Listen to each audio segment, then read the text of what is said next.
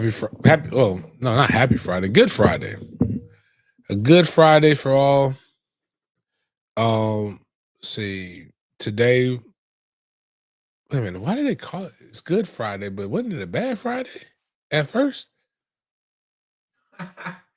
Like it didn't start off good. I mean, you talk about spinning stuff. Like then this is the day he got not hung. He got crucified, resurrected. Which technically Easter should be Monday because he went down for 3 days. So I guess unless it was in the morning on Friday, but still it would be Monday morning because you got 72 hours. Is today's Friday, Saturday, Sunday, Monday. Anyways, whatever. Today's Good Friday, regardless of why it's good or not. Hope everybody's enjoying it. I know some people got to work. Kids are off, even though my kids are gone. They're terrorizing other people. Kai's in the swimming pool right now. Trey's with his homie Logan. A lot of interesting stuff is going on. I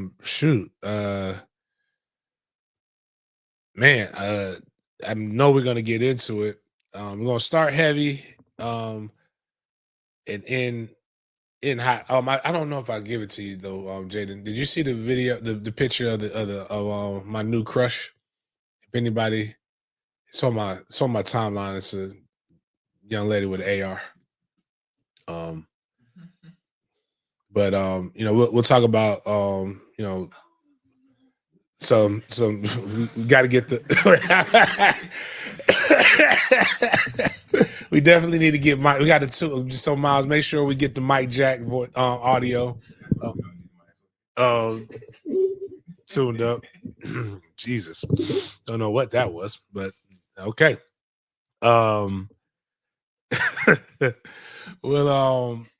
Let's start heavy, but we'll make it light. We'll not make fun, but we'll have fun on today's show, though.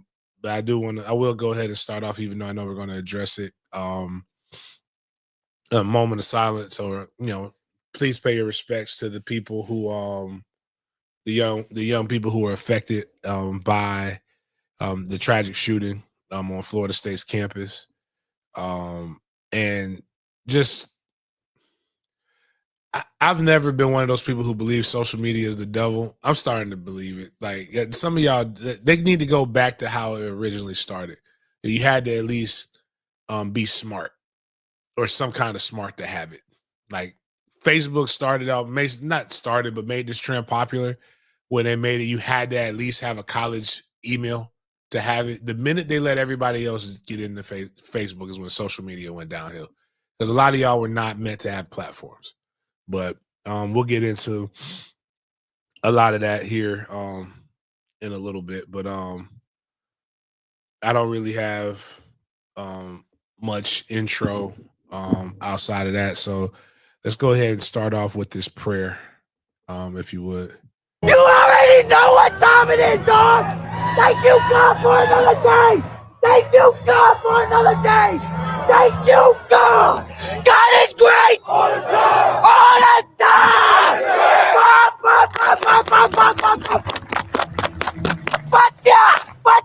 Nobody. Thank you, God. Thank you, God.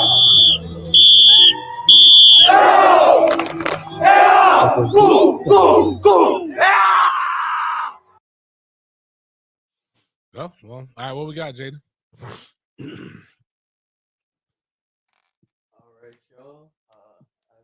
See. All right, cool.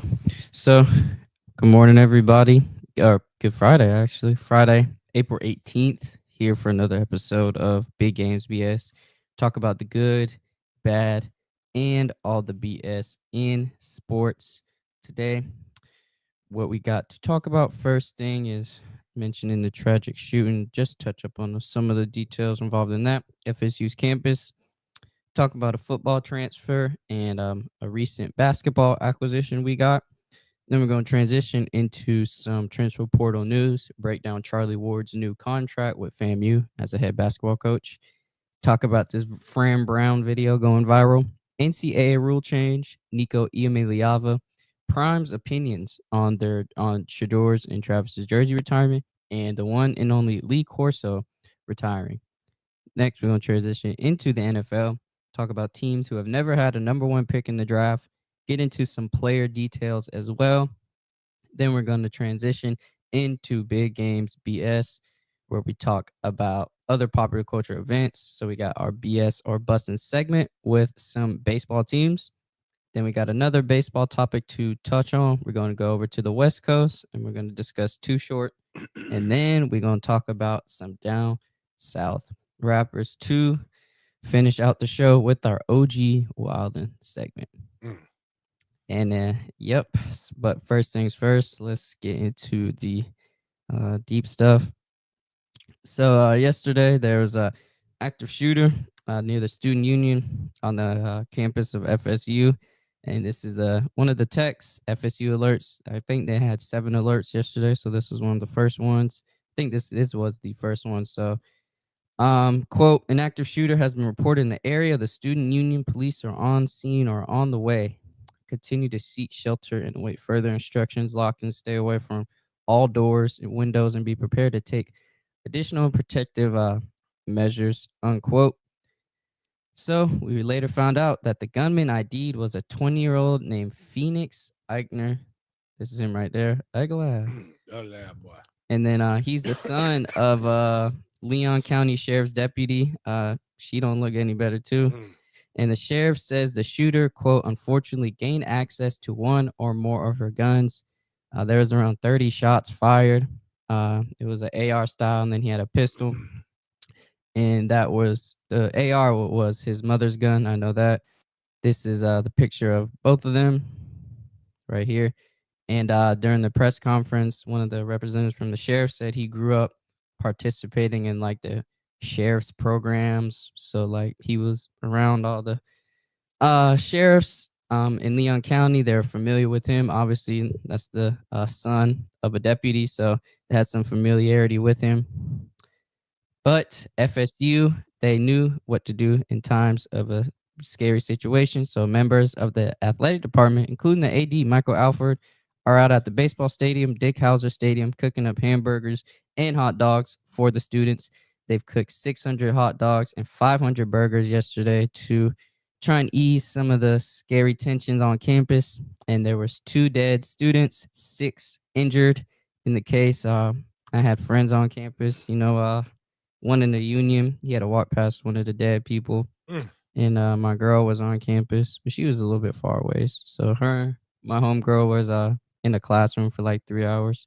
My other homeboy was on campus, so I knew some people there. And he was in a political discourse club on campus, and a lot of people, including the president of the club, came out today, spoke that he would often portray extreme right-wing views, borderline white supremacy, and would make inappropriate comments at the end of meetings. And there's more videos out there, but probably gonna get taken down if we show them. We're not gonna show the videos. But there's some videos out there, but yeah, James, this one it's crazy. So it's so funny that you said that, because one, I post. So the unfortunate part about this is not the first shooting on Florida State's campus like that. There was one at Stroger. I say not too long ago. I have no idea when it happened. I don't really remember. It's just you become this. There's so many shootings. Like I think this was like the 3rd shooting this week, or like within the last 2 weeks, and it just you become desensitized to it, and it's unfortunate. And it's not a time when tragedy happens to immediately go to the weird shit. And so like I'm gonna just say this. So I share Lenitra Bennett, who's we were talking about KJ Smith yesterday. That's KJ Smith's sister is Lenitra Bennett. She's one of the great what do you call them? Like she does the morning show in Tallahassee, like the news. She's a news anchor, excuse me. I was trying to figure it out. She put up sheriff, the FSU shooter is an FSU student and son of a Leon County sheriff's deputy. So I put that up there. Man, and this asshole, Vince Moas on my page, here's what he decides, like right with that does that invite political discourse? Florida State shooter Phoenix Eichner was a rabidly anti-Trump. Because of course he was. I think, and then he's like, he also documented as taking part in anti-Trump, pro-Palestine protests. And I said, man, you know what? That's exactly what anybody would like. Anybody with a brain, yeah, we wanted to know. Oh yeah, of course he's a bleeding heart liberal.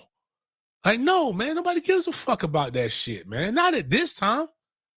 For it to come out with real shit that is just, and even though he was making pro-Trump or whatever, that still don't give a shit. I still don't give a shit about that. You shouldn't care about that shit. You should care about the fact that people's lives are traumatized right now. And I was when we went to South Carolina with lacrosse, the movie, we always watch a movie like before we go play a game.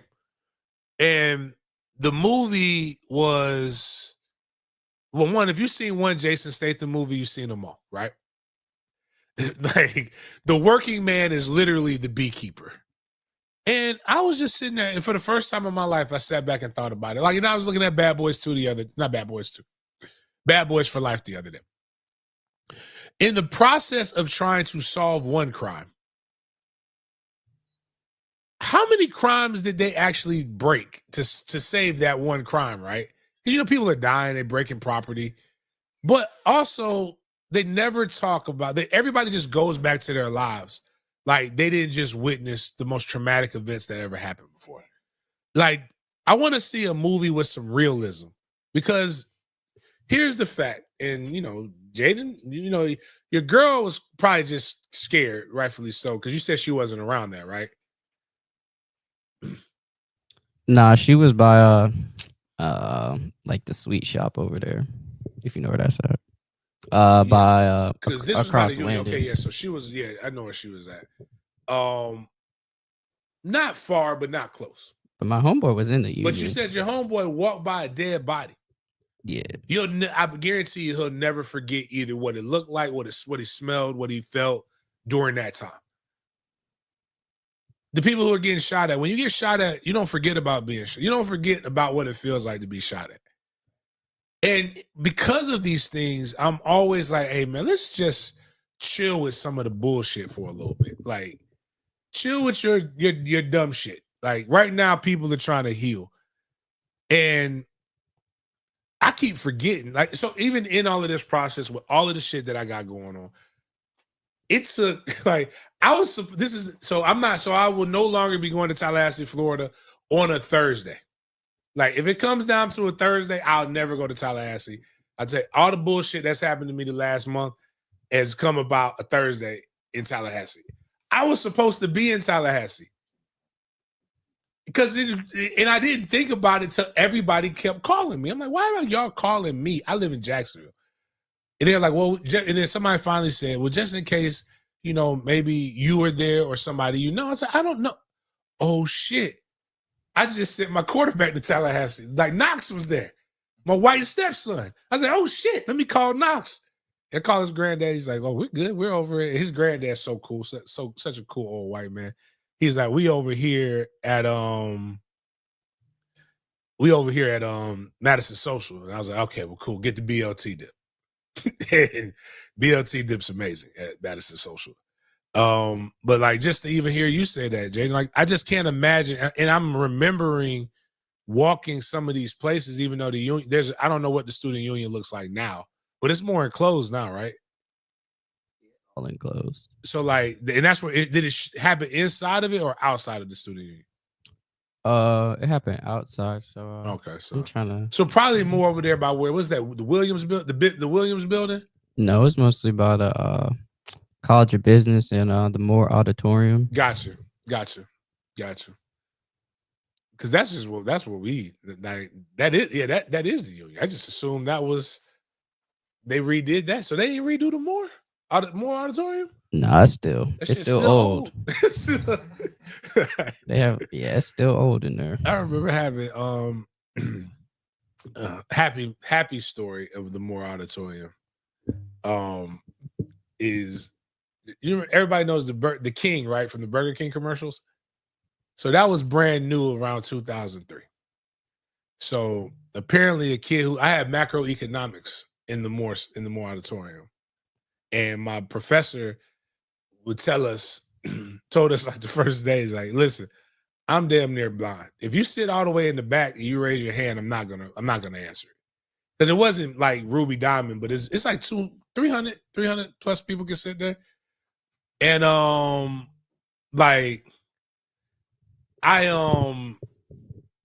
so the guy we knew he couldn't see in the back, but he could see you when you're in the middle. And if you don't believe me, go check this out. It should be on somewhere. A student dressed in the King costume streaked the field, but he didn't streak it like a normal person would. He literally ran on the field and like took the ball. If I remember correctly, I was on there on the field. He took the ball from Chris Ricks. Like he took so they had to like stop the play. Like he ran damn near into the huddle, and then he ran over and like he almost got away. Well, he wasn't gonna get away, but he like jumped to try to get, you know, them like people don't realize how high that is, that the brick is to get back up into the stadium. Like my man ran and then he just jumped, like he almost got in there and he couldn't get in there. And so obviously you do that, you get arrested, right? He got out, and then our econ professor is talking about it, and Buddy walks into the classroom in a full King outfit and hands him a croissant sandwich. Like my professor. So I just remember that with the Moore Auditorium. But one of the things, I don't know the kid, well, you said his name. We won't say his name again. I think they should start calling him like by the number. Like Shooter 400, like start embarrassing the country and these people for how many fucking mass shootings we have. Like it's just way too commonplace. But don't give him a name. Don't idolize him. Don't do any of that shit. Matter of fact, when he goes to court, don't say his name in court. Just say, or just call him fuckboy. Some shit like that. Like, and what's crazy is, well, I'm grateful that, again, so this lets me know, a lot of people talk about guns and shit. Clearly they can't shoot. I'm so grateful he's not very good with the AR, because more people should have probably been hurt. But thankfully he's not good with it. And then secondly, y'all got to start raising your kids right. Like, why does he feel like my kids come in my room way too much in general? But one thing they don't do, don't go on my side of the bed. That's where my guns are at. If I ever catch you over there, I'm gonna pistol whip your ass. I'm gonna beat the fuck out of you so bad that you remember that you never do that again. So bad that their kids will never do that. Like, why does he have access to these things? And I know she's like, no, you don't get, I know that I don't trust you that much. But she was probably laughing. You see these like things again. You know, people tell my mom, I can't believe your son posted this or this. I ain't never posted no shit that's overly wild, like that's radical or nothing like that. My son start posting radical shit, you not coming nowhere near anything sharp. I'm only keeping you around squishy objects. Like, you know, if he started talking about, or like, that's why I love that father when his son like was taking his guns or whatever and pretending like he was a gangster with his friends, and he put his ass on Facebook Live and he slapped the shit out of him. So his friends knew he wasn't no gangster. And you know, like, y'all got to stop. Y'all, your kids need to have a healthy fear of you to a certain point, man. But we're not idolizing these people. What we're going to do is we're going to talk about it. I'm putting this out here. Again, I know Twitter is more likely going to have it on Twitter than YouTube. And I want, it's hard to say this too. This is going to sound callous. I want proof. I want proof that you actually did it. But I know, I remember, I heard a story about 2 college students that one of the students survived because they administered first aid. Like, and they stopped the bleeding. I want to know who those guys are, who the guys or gals are. I want to know who they are. I want to give them something. I want to bless them for them because that's a terrifying moment. They stepped up and made sure that somebody else's family didn't have to MFTK Foundation. We want to do something, get some books. I know it is tough to be a college student.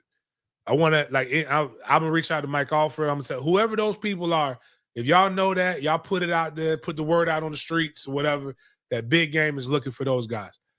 I'm also looking for this lady right here. Did you see the thing when I posted? All right. So, I don't know if she had already got some shit done. I don't know if she just went and got active and was ready to roll. Yeah, that's what I'm wondering. She's clearly got to be off duty, like something, but just cue that Future song, turn on the lights. I'm looking for I'm like, yeah. I saw this and a song by Andre 3000 came into my head. I was like, I hope that you're the one. If not, you are the prototype. Like, it's just cool. Like, you know what I'm saying? Like, this is the shit, like, in a tragic time, right? Whether she let us shot off, everybody's running away. She's running towards it. Off duty, on duty, big booty, Lakers in 5. I'm just saying, like, she came in that day, like she ready for war.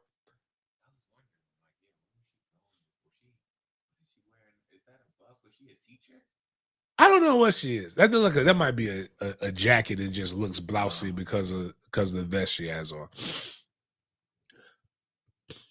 But I'm just like, man, shit.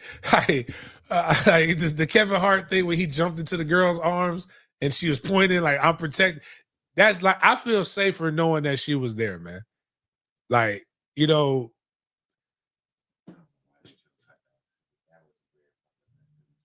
why they chose hot dogs? Because, I think it's just something quick, cheap. We're not giving them steak. Have a moment of silence. You don't have to give out any food. How do you because the way that every college student's heart is through their stomach. Like, what are we? But not one hot dog though.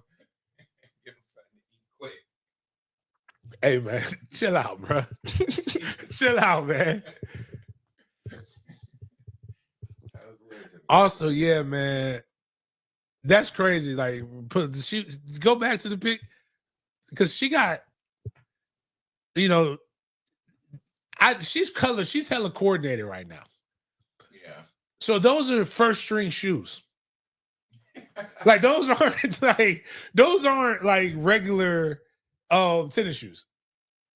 Like, she's like she likes these tennis shoes.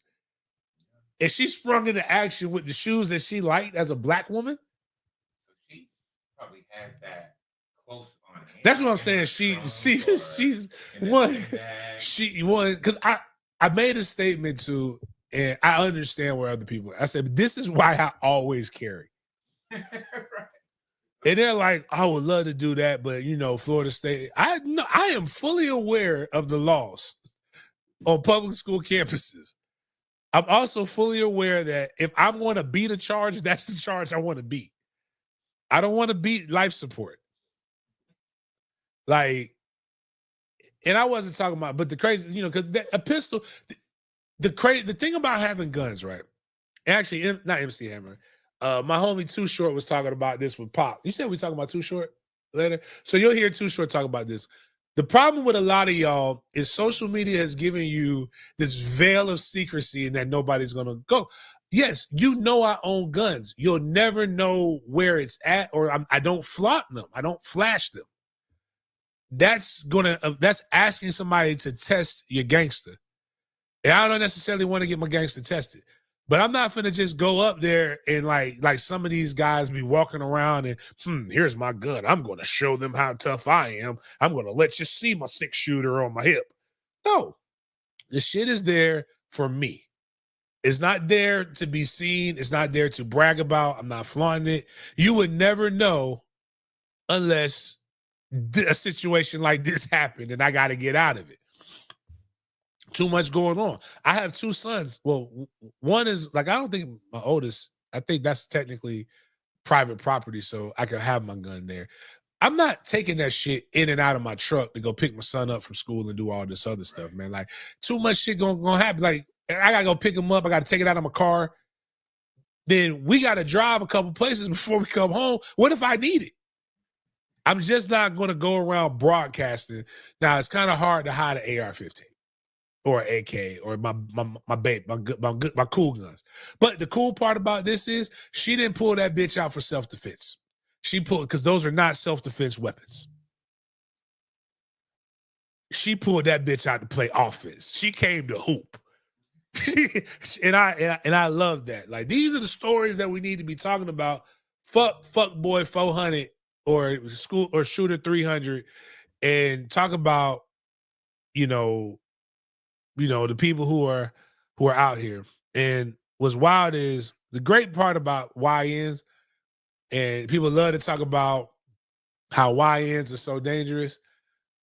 I'm glad the YNs ain't get pissed. The YNs don't get pissed off and go shoot up, even though they had one school shooting. But like, they ain't gonna do that in this, because a YN with the Glock with a fully automatic switch is not in college.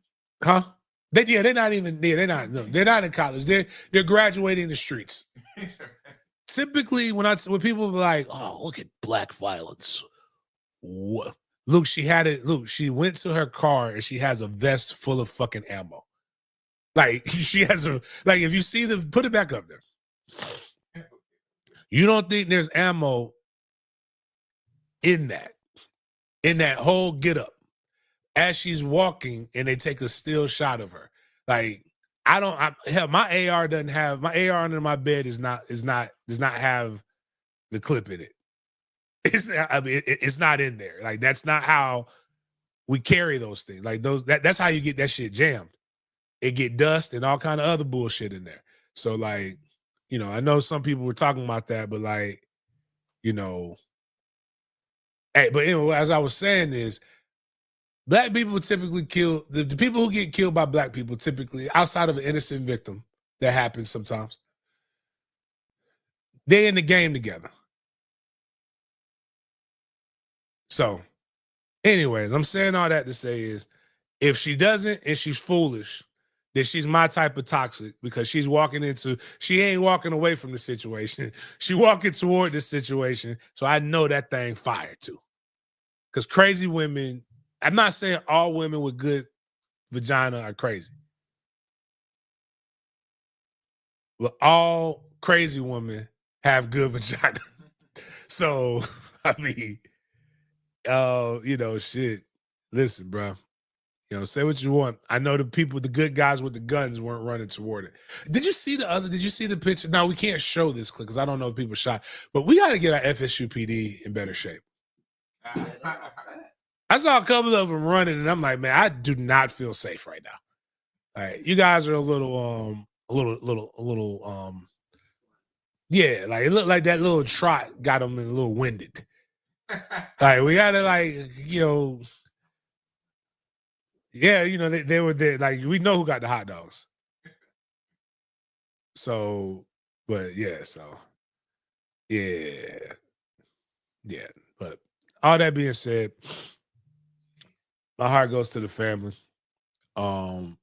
and families, excuse me, and all of them, because even if you didn't get shot, you're affected. I personally probably would not go to the student union for quite some time, and it's a wild scenario. What happens to like classes and stuff? Are kids like expected to still go? Can they take a week off for trauma? They'll probably have counselors set up for them. They did close all. I think they shut it down for the weekend. And I mean, they're gonna go back to class now. They're gonna resolve that. You gotta get the bread. Got the only thing in the bed. I'm sorry again. This may sound callous, but I'm being as American for you as possible. Remember, Tupac cares if don't nobody else care. Always remember that. I don't know if that helps or not, but it's the truth. Like, they're going to get the bag. The bag. Baseball will play next week. Softball will play next week. They might play midweek, but everything is shut down. They shut down like my homie again. So I hope they don't. Well, I'm not going to use it. So it's a person who's in our chat is a colored. That kid was her son's SRO. His mom was her son's SRO, school resource officer. So like this kid is like how small Tallahassee is when it comes to this. Like, the person. Like, if it's, that's why I always joke. Like, I always be forgetting. Like, if you're of the city, like, people know you. But it's also plays a part in why this guy, like, so I at first said I wanted all these officers to teach classes on how to take people down. Anytime I see a guy who we know is armed and dangerous and willing to shoot get taken into custody alive, I'm always like, man, they should, like, because they clearly don't know how to, like, they kill unarmed people and they give us, like, do you know how hard it is to do this job? You're going into a war zone. It is Ponte Vedra. It is not shit war about that. But like, when they're actively going into a war zone, like with these people, and clearly when you do this, there is not much thing. Because again, like when you go and shoot up a public area with cameras, with everything around, it is a suicide mission. Right. It should be deemed that. Like, there's no way you get this. Again, movies fuck everybody. There's no way you getting out of this alive. No way. Too much heat. But they brought him, they apprehended him, and he had a couple of bumps and bruises. And I'm sitting here like, damn, out of all the times we would have all been collectively, you know what? He doesn't deserve his day in court. He does not. No, go ahead. Make it happen. You got it. All these Glocks. Clearly, y'all, I didn't realize that one of the sheriffs, that clearly y'all have ARs in your car. Like, so we know you have the weapons to do this. You've got scopes. He doesn't have any like, you can all, like, if y'all all don't, like, treat it like the, like when you get shot by firing squad. If you all shoot at the same time, nobody knows which weapon did it. Like, y'all can all tee off on this young man. But then I realized, oh, that's one of their own.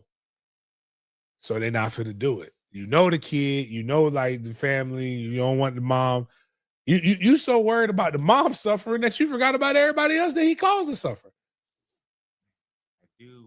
Part of me is interested on his meager rebuttal, or just why he does it, even though they're never going to give you a straight answer. You always want to get into the mindset. Man, this man has the most wild Bible verse.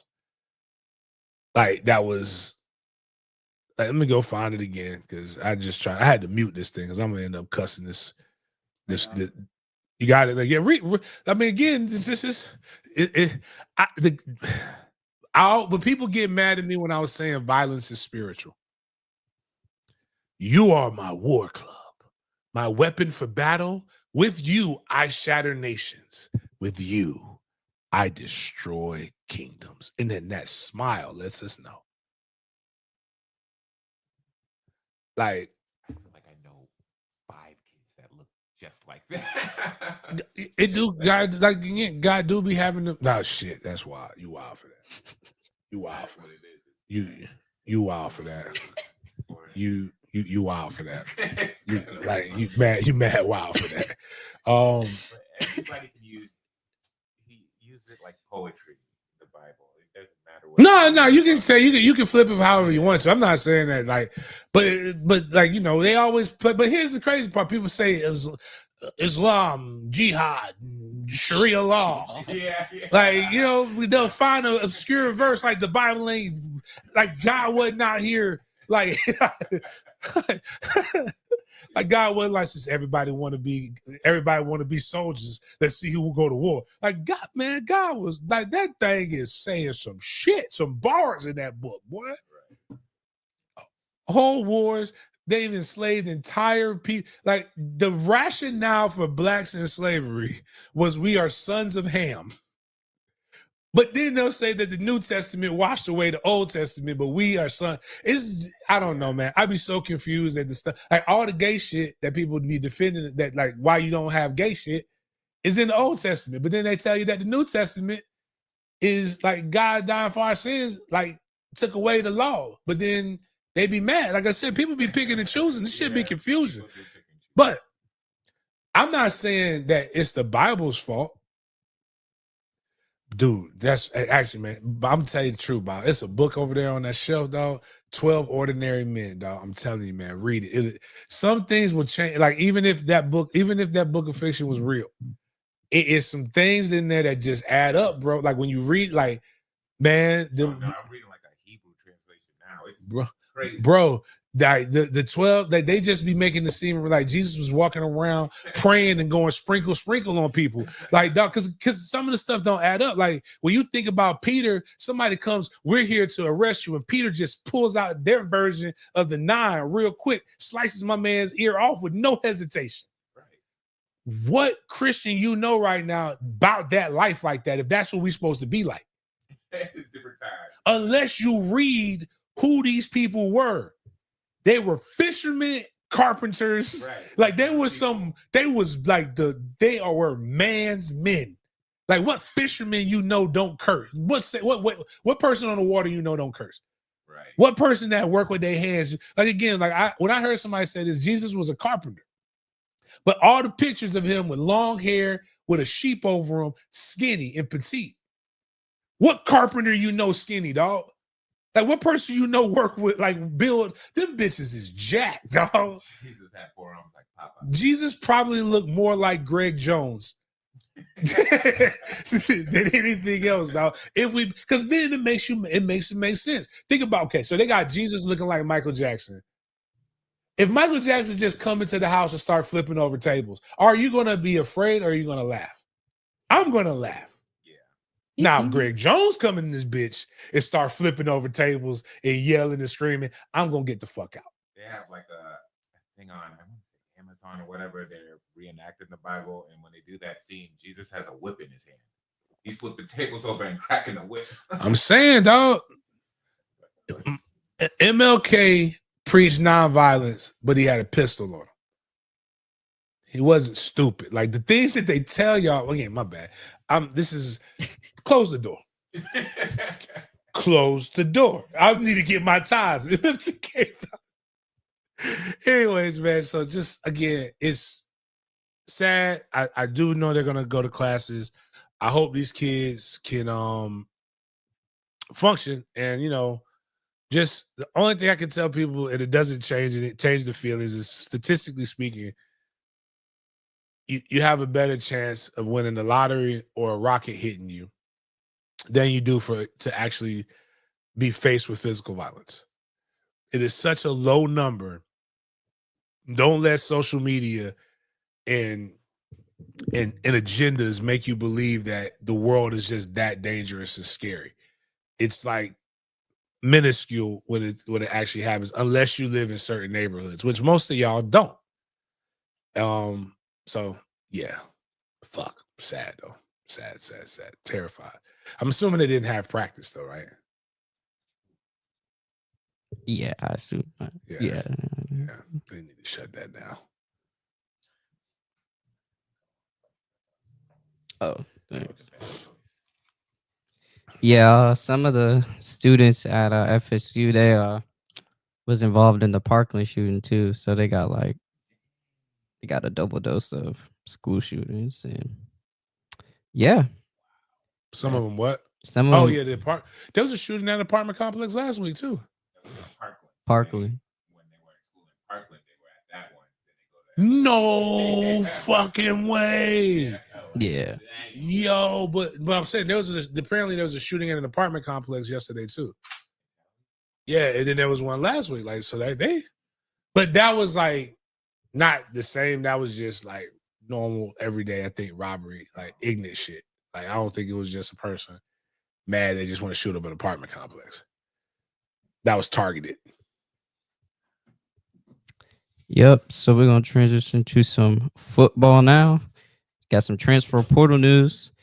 Florida State wide receiver Hakeem Williams plans to enter the portal at 6'3", 215. He was ranked the number 4 receiver in the 23 class per on 3, and he has 2 years of eligibility left. James, are you sad to see Mr. Williams hit that portal? No, I'm sad that the 1 5-star Mike's got didn't work out, could not stay healthy, battle weight, battle injuries. I think he's I know he's going to Colorado this weekend. I know his people. That was one that we were really high with working in. Like, he had Peter Warwick and Stu Menace attend his signing day. I know that was a favor that I asked. Couldn't catch, man. Couldn't catch. Like, I'll never forget. God, I was so mad. The Miami game, wide booty, butt ass naked, open. That bitch looked like he glitched.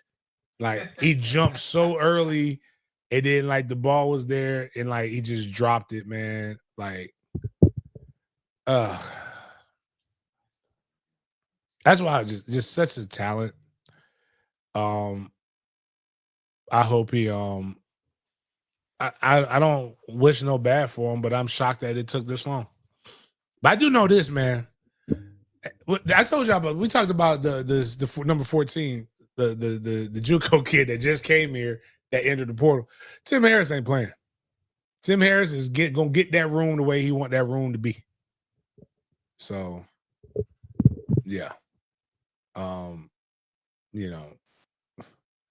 he ain't hard to. Go get it back. Go get your paper, daddy. I hope it works out. I want to be able to cover him in the combine. He's not a bad kid. It just didn't work.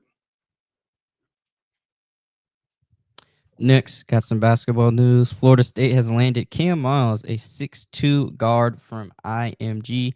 He is a former Temple commit, and he held offers from Arizona State, Mississippi State, USF, and some more schools. And yeah, just super excited to have Cam Miles committed to the squad. Shout out to you. And man, the Laux era is in full effect. We're going to transition to some Mandarin U news, James. So, one of the Mandarin U alumni, John Mitchell, Penn State cornerback, plans to enter the portal. Standing at 6 foot, 185 pounds, he was ranked as a top 65 recruit, number 9 in the 24 class per on 3. He appeared in 6 games as a true freshman this season, and he has 4 years of eligibility remaining. Jit was supposed to start at Penn State this year. Just homesick. Now, I found out about this on Sunday, and I text a certain school about said player. Said player said, if I entered the portal, would said school offer me? Might as well check that out. Would said school offer me? And is there an opportunity to compete at said school? I called said school. Said school said yes. I tried to tell him to wait. Said school, he enters portal, Georgia Tech, Ole Miss, South Carolina, quite a few other schools offered him on the spot. Said school did not offer him on the spot. Said school asked about quarterback in 2028 if he was still coming. Georgia Tech offers him and gets him on a plane flight to Atlanta yesterday. Said school starts calling, don't commit. Don't do anything at Georgia Tech. We want to get you in next week. Said school GM calls, said school HC calls, said school position coach calls, said school wants John to not commit to Georgia Tech because said school is interested. What said school could have done all that shit 12 hours before that. And guess where John would be at? Said school. Said school got me frustrated in the motherfucker right now. Or should I say redacted? I don't know. If anybody picking up what I'm putting down when it comes down to this. So don't be surprised if he's not at said school. But it should not have been that hard to get him to said school if said school would have just done this or communicated with alumni of said school and said exactly what it was, exactly what the play was, and he would have waited for said school. But now said school may have to wait. But I do believe he's still going to go to said school.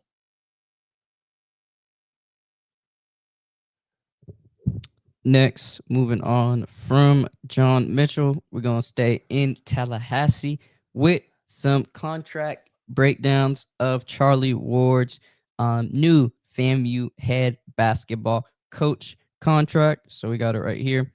So this is Charlie Ward's 5-year deal. So year one through this season through 2025 to 2026, he'll make $175K.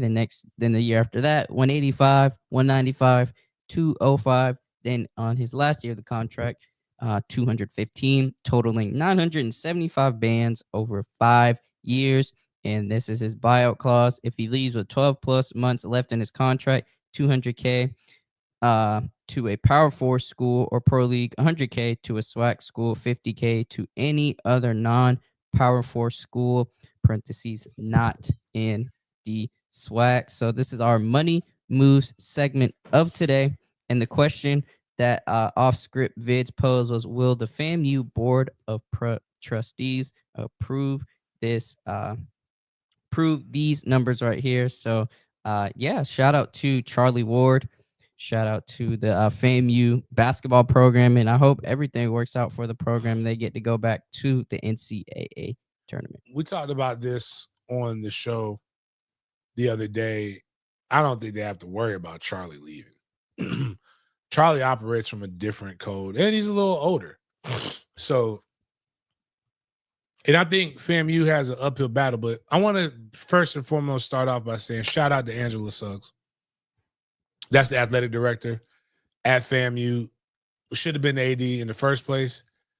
And she got this done. With this contract now, I fully understand why the other guy left, though. This is a better deal.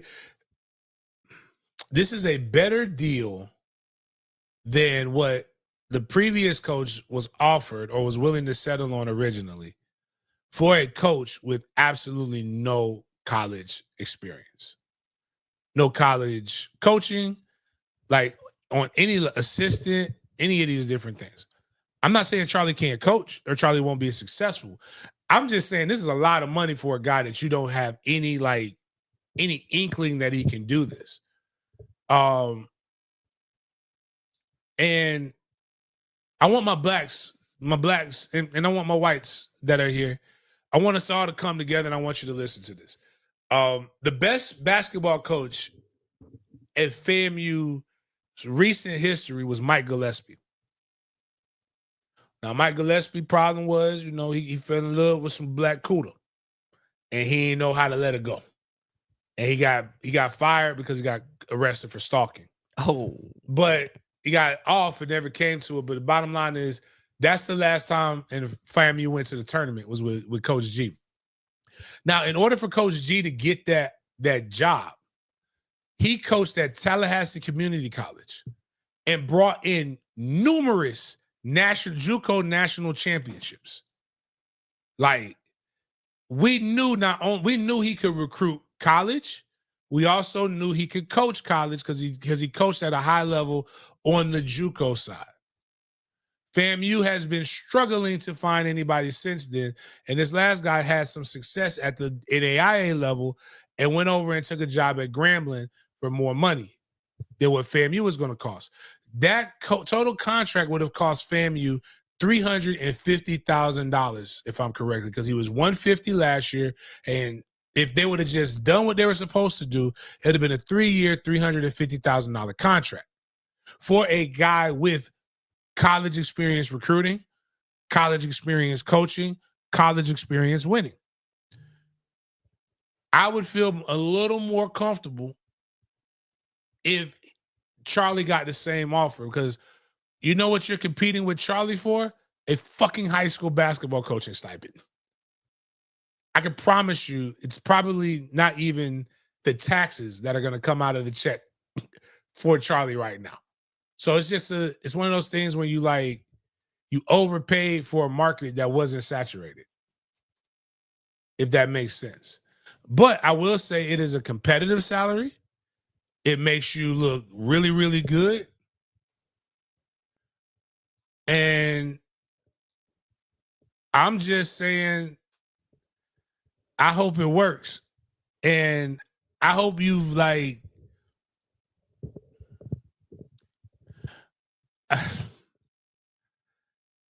Charlie, what I used to tell people about Florida State with recruiting, right? When they first started Rising Spirit and Battles In, they were like, we're going to come here. One of the guys talking to me said, we're going to come in, we're going to bring these guys. And this is when Travis Hunter stuff debacle happened. We're going to bring him around Kes McCorvey. We're going to bring him around Charlie Ward. We're going to bring him around Derek Brooks. And what kid wouldn't want to be around them? And I'm like, don't get me wrong. You just brought up 3 of the greatest people I've ever had the pleasure of meeting and getting to know. I want to compare it to Playmaker, Ray Lewis, what's my guy, Leon Searcy. You're talking about an 18-year-old who he wants to go hang out with. If it's an 18-year-old and they lead the Bible study, yes, they want to be around them. You gotta learn, at a certain point, you gotta have a little bit, because again, everybody think Bobby was just all Jesus loves me and Hallmark cards. Bobby has sauce, man. Do you see how he was rocking them starter jackets? Man, I was watching the game. Somebody had put the Florida game, the 03 Florida game up. And I was like, damn, that's a cold ass jacket Bobby got on, man. What era, what year was that? That the 80s? Man, that was me. I was in that game. Now I'm looking at my games like the bitches is old as fuck. Vintage. I got some vintage apparel still in the closet. Yeah, bro, it hurt so Y'all bad. have 4K. Trey's watching the 04 Orange Bowl game. Like, Dad, that's what he asked me. He's like, Dad, was the bucket like the F7 technology for you guys? Like, was that like the new cutting edge helmet tech? Did y'all all say I got to get a bucket? I was like, I'm finna punt your little ass. But I think I think it's a good look for Charlie. I'm all for it. Shout out to Charlie. Shout out to Charlie. And we got this video that's been going viral. One of the more, I would say, likable head coaches now in the ACC, Fran Brown. Fran Brown was recently discussing NIL and NIL evaluations for certain players. And he had this to say about certain players wanting to get an exorbitant amount of money. So I'm going to try playing it on my computer. Let me see if I'm going to try sharing this with you all and seeing how it will go.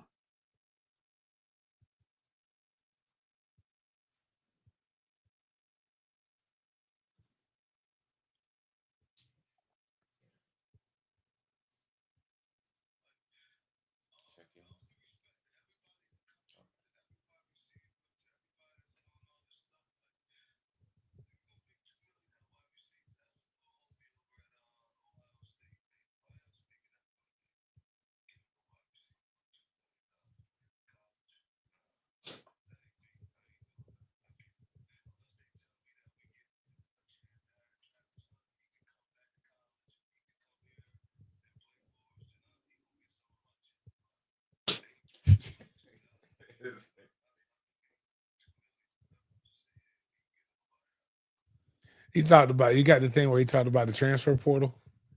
That man said, hell, my son might hit the transfer portal. You know, I don't know. I said, hey, man, he wild, bro. Like, Fred wild. But could y'all hear, could they hear that? Sound is undefeated. No, I meant I think they meant like that it was funny. No, I didn't even see that. I was just asking if they heard it. Like, I don't know, because that's wild. No, they didn't hear it. Damn. All right, Miles.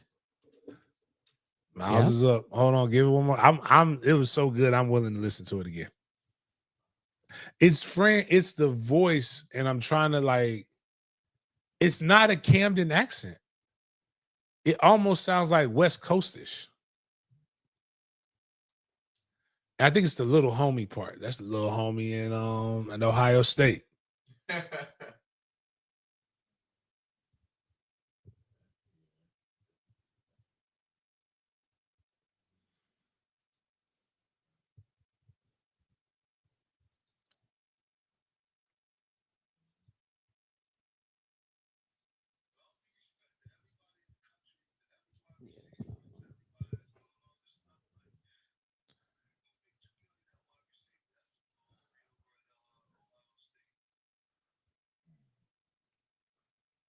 Could they hear it? No?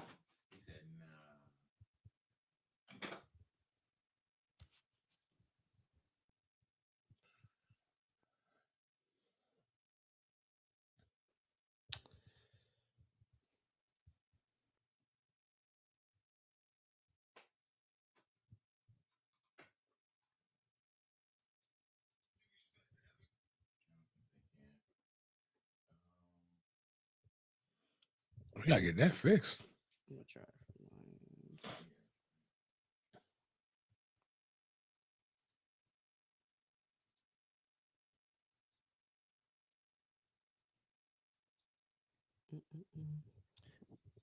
All right, we're gonna try it from my end right quick.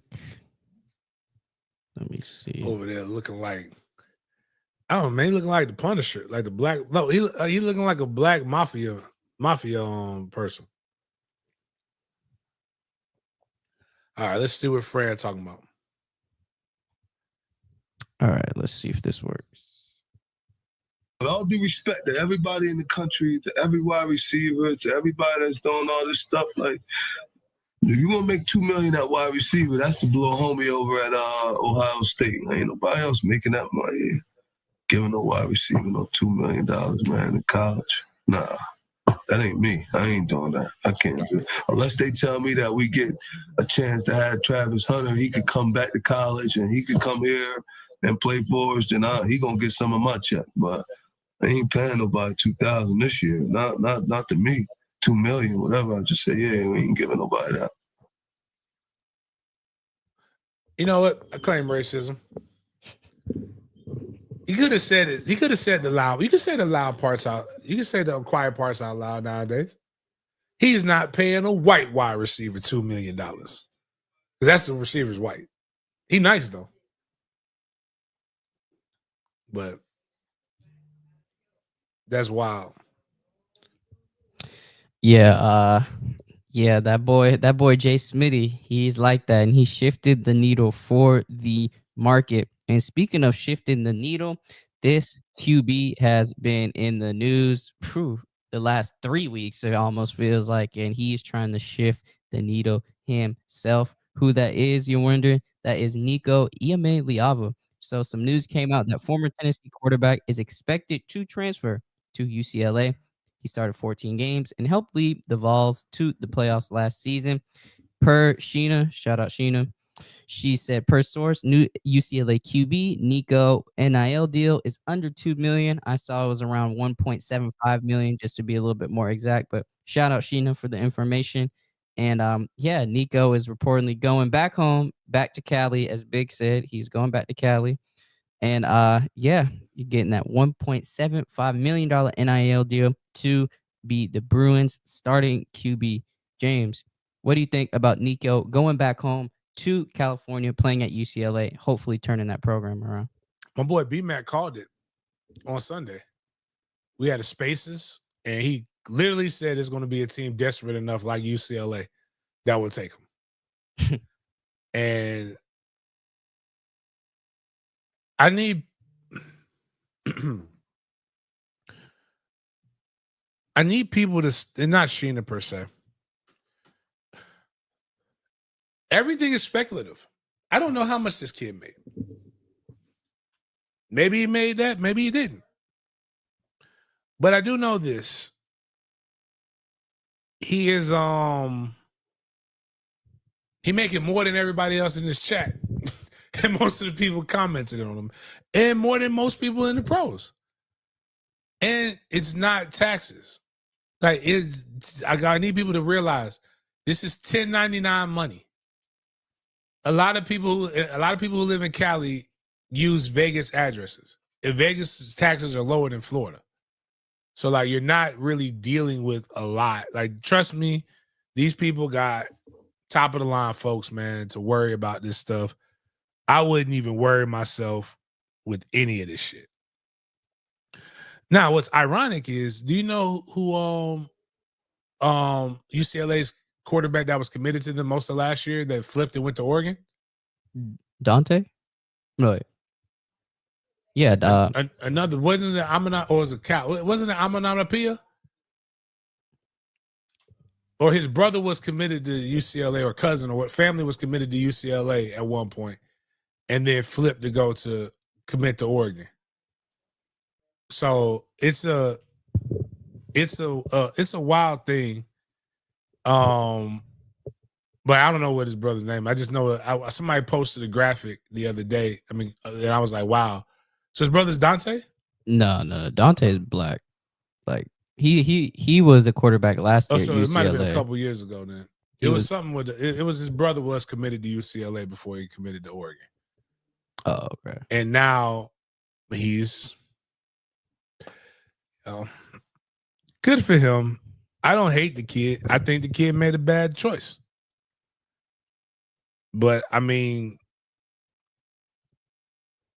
it's cool. Next, we're going to transition into some NCAA rule changes that has occurred. So the NCAA has approved a rule for the 2025 season designed to prevent teams from faking injuries. Quote, under the new rule approved Wednesday, if medical personnel enter the field to evaluate an injured player after the ball is spotted by the officiating crew for the next play, that player's team will be charged a timeout.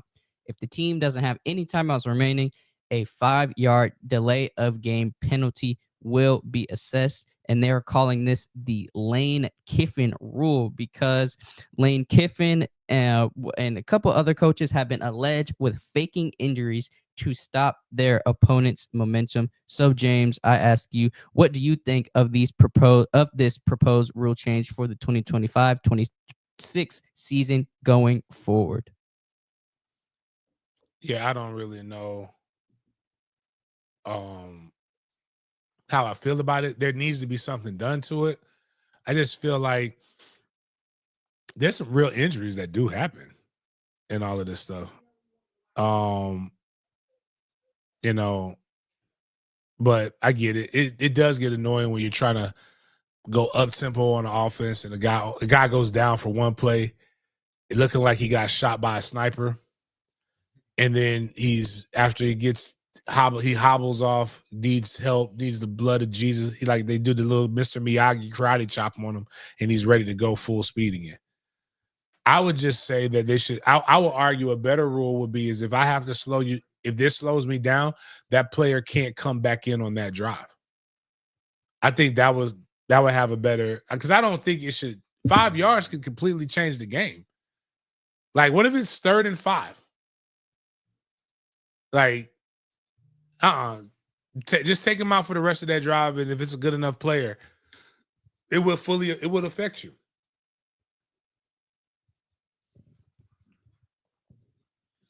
Mm-hmm. Next, we got a video of prime time. So recently, there was the news that broke out that Travis Hunter and Deion Sanders were getting their jerseys retired We talked about that on the last show, sparking a lot of discourse from sports media, from former Colorado alum, from former college players as well. And this is what Prime had to say in the press conference in response to the discourse surrounding their jersey retirements. Mute me real quick, Mom.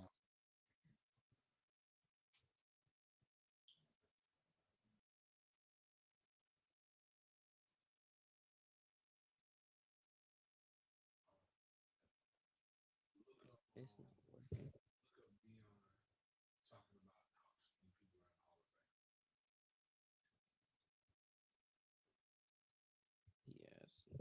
So it's not playing. The sound's not working. It wasn't playing at all.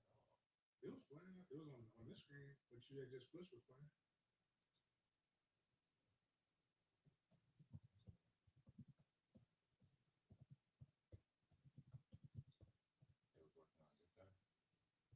Yeah, like when you had two screens up, like that one right there was playing. Yeah, but I didn't see it playing on the. Oh. Check here then. I can't see it. I can only see that. Yeah, it's not playing. We'll call it. Just do it. I can just do it from my computer. You unmute me. I was just saying, look for the Deion talking about. Yeah, I got that video. So we're gonna play this right quick.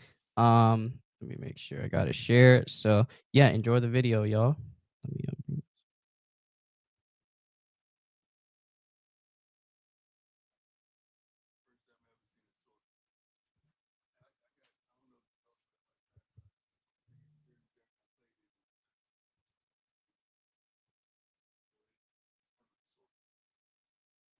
They're saying they can't hear it.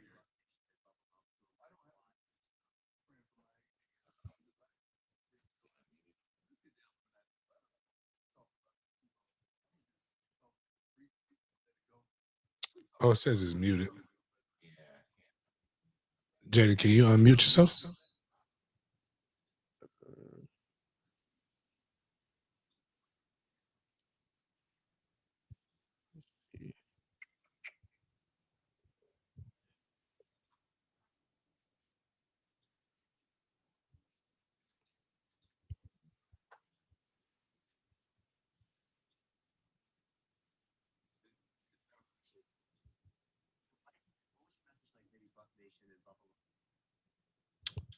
Oh, no.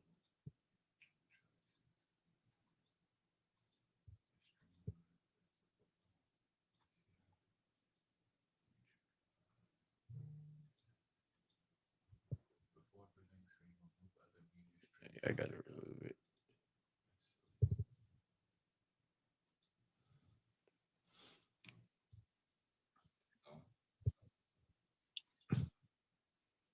Mm.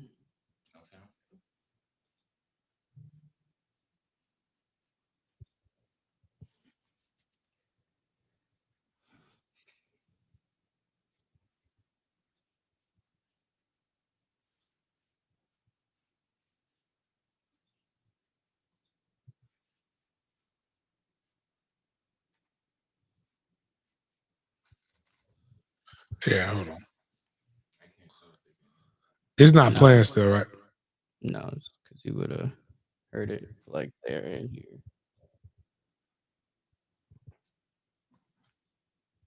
Here, let me try.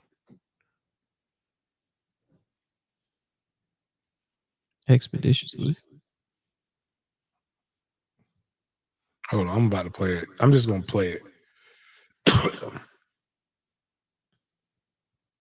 I don't know if you know it, but I'm retired, man.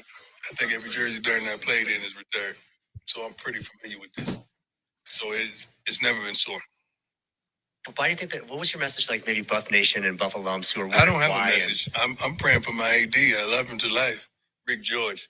Let's get the elephant out the room. I don't want to talk about this too long. I'm gonna just talk briefly and let it go. We talk about Shador. We ain't talking about nobody else. But his last name wasn't Sanders. We wouldn't have this discussion. Agreed. Only reason we were having this discussion is his last name is Sanders. Mm-hmm. Okay. That's it. It's been so many things accomplished at this university expeditiously. It's been unbelievable. And I think we should be appreciative. We should be thankful. We have a room full of wonderful people that covers us. And I don't know if you all were in this room 2-3 years ago. Very few. Okay, but it's a new day. We're doing things a little different. I think the training table, I think the food is better. Nobody said nothing about that. It's a whole lot of things that are brighter and they're better because someone stands on business and makes it that way. And he's resilient when it comes to it being that way because everything we do is to improve everything for us. I think it was hot in here. One time I said, let's turn the darn air conditioner overnight on our night game, right? The next time we came in, what happened? I think about those details because it don't just benefit me, it benefits what? All of us. So if all of us are happy, all of us should be happy. I'm not going to be critical of you because I didn't get what I want. I don't get down like that.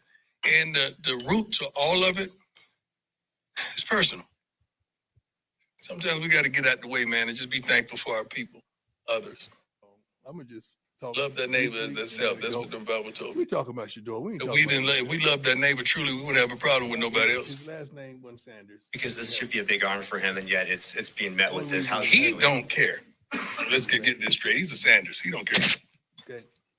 That's it. Travis don't either. I don't either. I think it's a beautiful day, blessed day. These guys are thinking about the draft, man. They thinking about where they're going to spend their career. That's what they're on right now.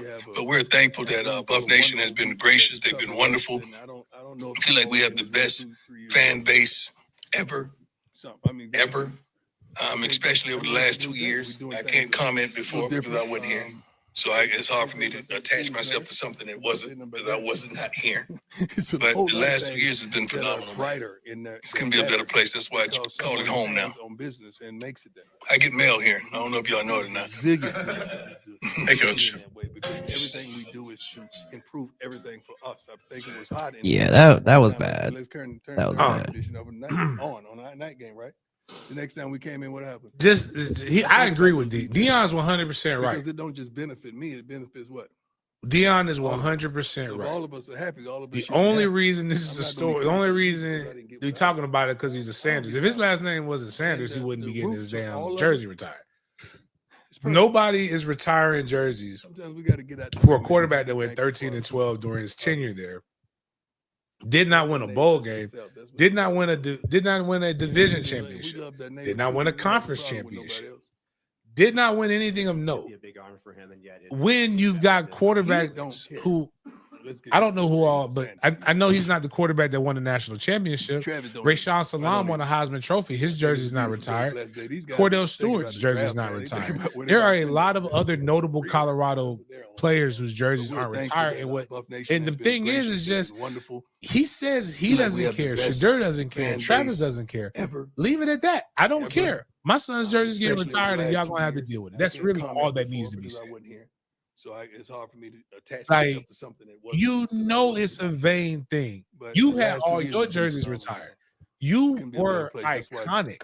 You were one of the best to ever do it. Here. I don't know if y'all know it or not. Your son isn't, and that's okay. He's still a good football player. You're not doing this for the son we all know you hate, Shiloh. Travis Hunter, even he's a stretch, but he won a Heisman. That would be understandable. What has Shedeur done in order to warrant this? Was Shedeur All-American this year? Let me check. It's like, I'm trying to, a case for Shedeur. It's got to be easy. Let me just Wikipedia. Shedeur Sanders got to tell us, like, if he was All-American, if he was all Big 12, all of that stuff. Shedeur Sanders. Wiki. Good old Wikipedia. He earned the second team honors from the Associated Press in 2024.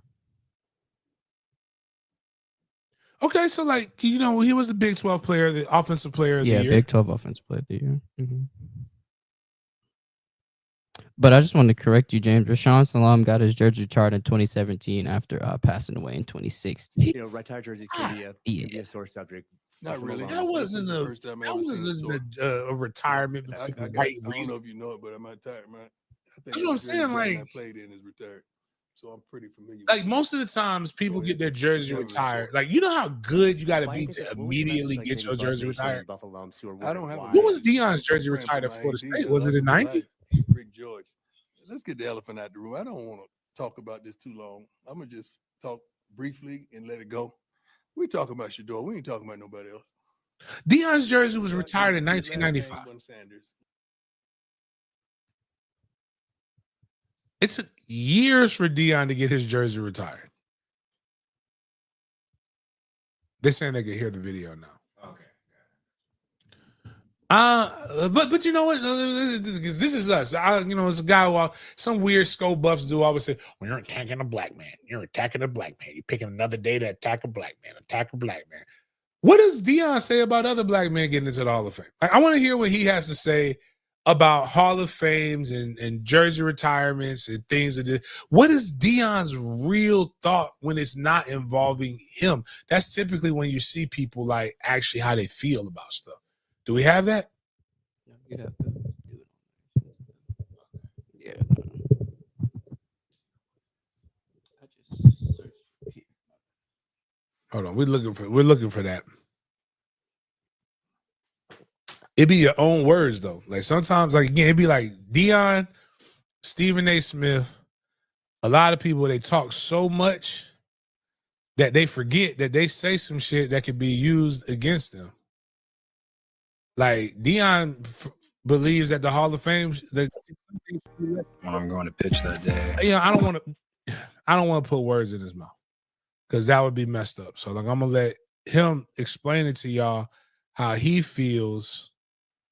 Now, this was also when he felt that God called him to leave Texas to come to Jackson, Mississippi, and coach, and he was never leaving Jackson, Mississippi. So let's listen to Deion. The conversation about the Hall of Fame, Bob, job, and the conversation is that the Hall of Fame ain't the Hall of Fame no more. I love it. I respect it. I admire it. I think all the guys who are inducted definitely are deserving, but it needs to be a different color jacket. My jacket got to be a different color. It need to be a starting 11. It need to be an upper room. My head don't belong with some of these other heads that's in the Hall of Fame. Put my head, what they call them, bust? Well, I call it the head. Bust. Put my head. Do that. Put my head where my head supposed to be. My head don't supposed to be by them. I'm sorry. I'm just being honest. I'm saying what y'all thinking, and a lot of y'all Hall of Famers are thinking the same thing. This thing is becoming a free fall now, man. If you play good, no, it ain't good. It's people that change the game. That's what the Hall of Fame is. Pause it. Run that back. That's a bar right there. Fame is. That's what the change the game. No, it ain't good. It's people that change the game. We need to. That needs to be one of our sounds. Deion, who deserves to have like their jerseys retired, be put on ins, and who deserves to be honored? Deion, can you? That's my question to you, please, sir. That's what the Hall of Fame is. That's what the Hall of Fame is. No, it ain't good. It's people that change the game. Good is people change the game at Colorado. Simple that no. And then I know you're dealing with the same thing that all of us parents deal with. Our babies are different than everybody else's babies. Like, you ever seen a new, I deal with that with some family members. They got a new baby and like, oh man, no baby has ever walked the way that this baby walks. And the way this baby cries and cackles, he's doing it at such an earlier age. And yes, your baby is the greatest baby of all time, but they're not. It's people that change the game. People that change the game.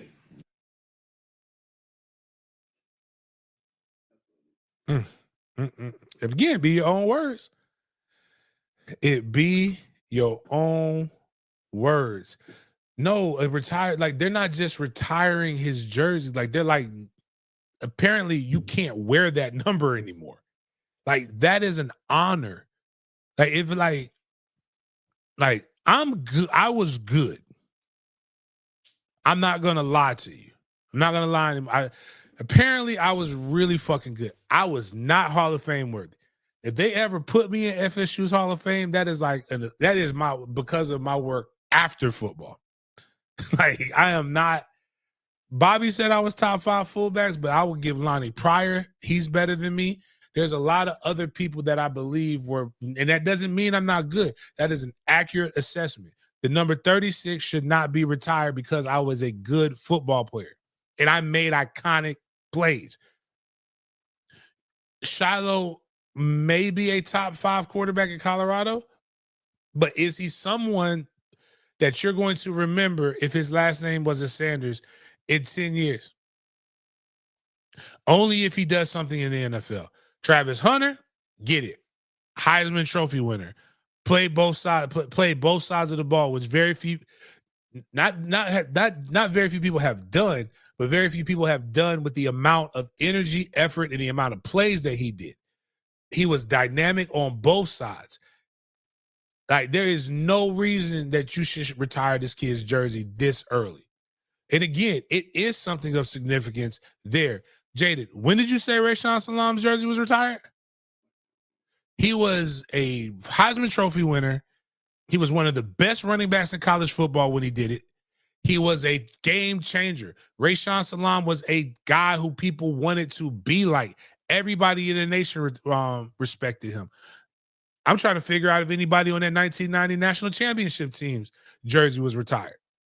Clearly, jersey retirements are a big thing in Colorado.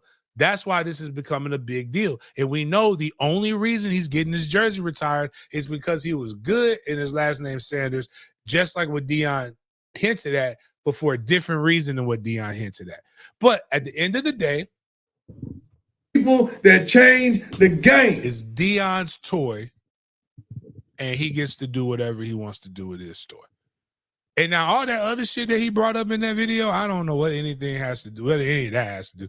Is Shadur the reason they got air conditioning and they got really good food in the training table and all this other shit? I had no idea. I did not know that.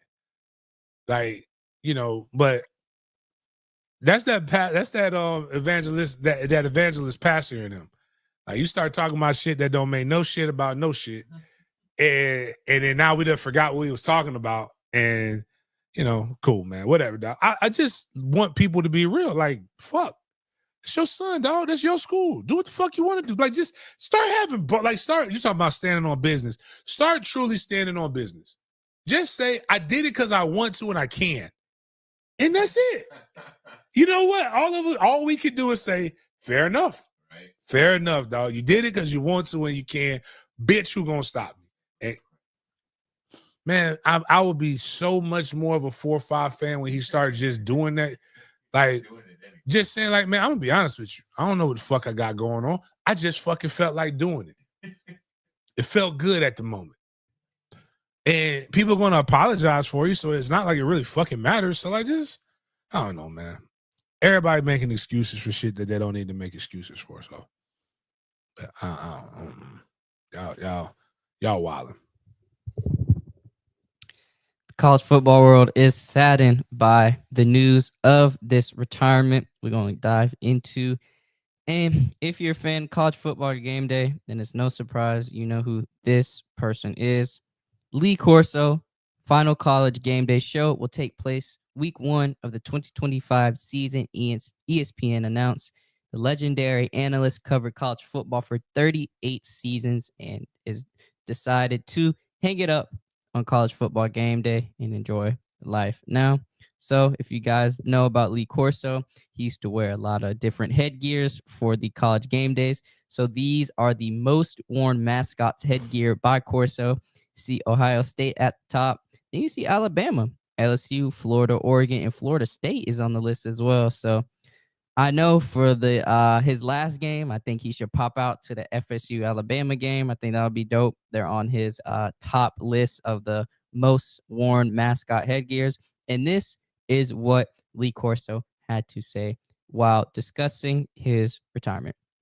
Quote, my family and I will be forever indebted for the opportunity to be part of the ESPN and College Game Day for nearly 40 years. I have a treasure of many friends, fond memories, and some unusual experience to take me into retirement. ESPN has been exceptionally generous to me, especially these past few years. They accommodated me and supported me, as did my colleagues in the early days of College Game Day. Special thanks to Kirk Herbstreit for his friendship and encouragement. And lest I forget the fans, truly a blessing to share this with them. ESPN gave me this wonderful opportunity and provided me the support to ensure success. I am genuinely grateful. James, what do you have to say? What are your thoughts on Corso finally hanging it up after 38 long, hard years of college football? It's been time. Like, bro, this man didn't know where he was at. He's been a walking meme. I was wondering, didn't he have a couple of mess ups? All I know is that thing, not tonight, sweetheart. Give me that head. That was one of the greatest moments. How you can use that, like when she says she's on a period and she can't do nothing. Not tonight, sweetheart. Give it. But he's just old. He's old. He's just old. Yeah, It's well, no. Jerry Jones know what a glory hole is. I don't give Jerry Jones no. Jerry Jones fucking. Lee Corso don't know what the fuck going on. Like, it's like Weekend at Bernie's at this point with Lee Corso. They just putting him up there, and he don't know quite where he's at. And they're like, "Hey man, let's just get a." Like, they don't even let him talk as much. He knows one thing. That's it. And that's it. It's hard to age gracefully on TV. They're doing, I mean, I guess that's the best he can do. They did as good a job as he can by kind of hiding some of his mistakes and keeping him, doing what he does best. Shout out to Lee Corso, like y'all said, 89 years old, was a Nole back in 1953. He was on the Seminoles football roster. So hopefully his last show will be back home versus Alabama. Man, the fans need that for college football. That would be great to see that. But yeah, man, Lee Corso, what a wonderful career. It's been an analyst for 38 years, man. And the football world has lost a great one. But man, just enjoy your retirement, man. 89 years old. And yeah, shout out to you, Mr. Corso. Next, we're going to transition into the NFL. First things first, we're going to talk about some of the info revolving around the NFL draft. The NFL draft is next week, April 24th through the 26th, I believe. And this infographic popped up on our timeline. We wanted to share it with you all.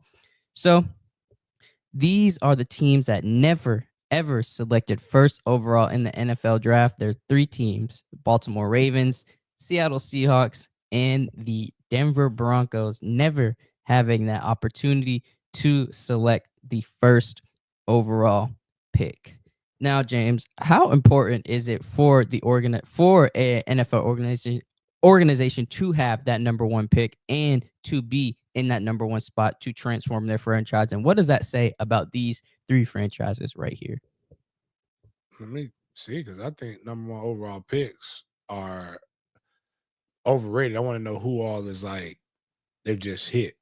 So one, the Ravens don't really count because they're not going back to the Ravens. They're probably using the Ravens as a franchise team, and they're not going back to when they were the Cleveland Browns, which the Cleveland Browns technically are the franchise team because they lost them.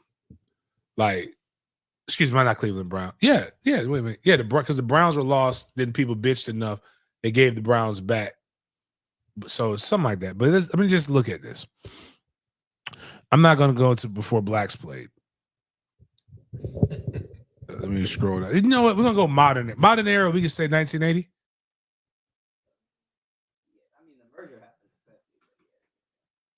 All right. Billy Sims is good. George Rogers, you know him? Recognize him as a running back?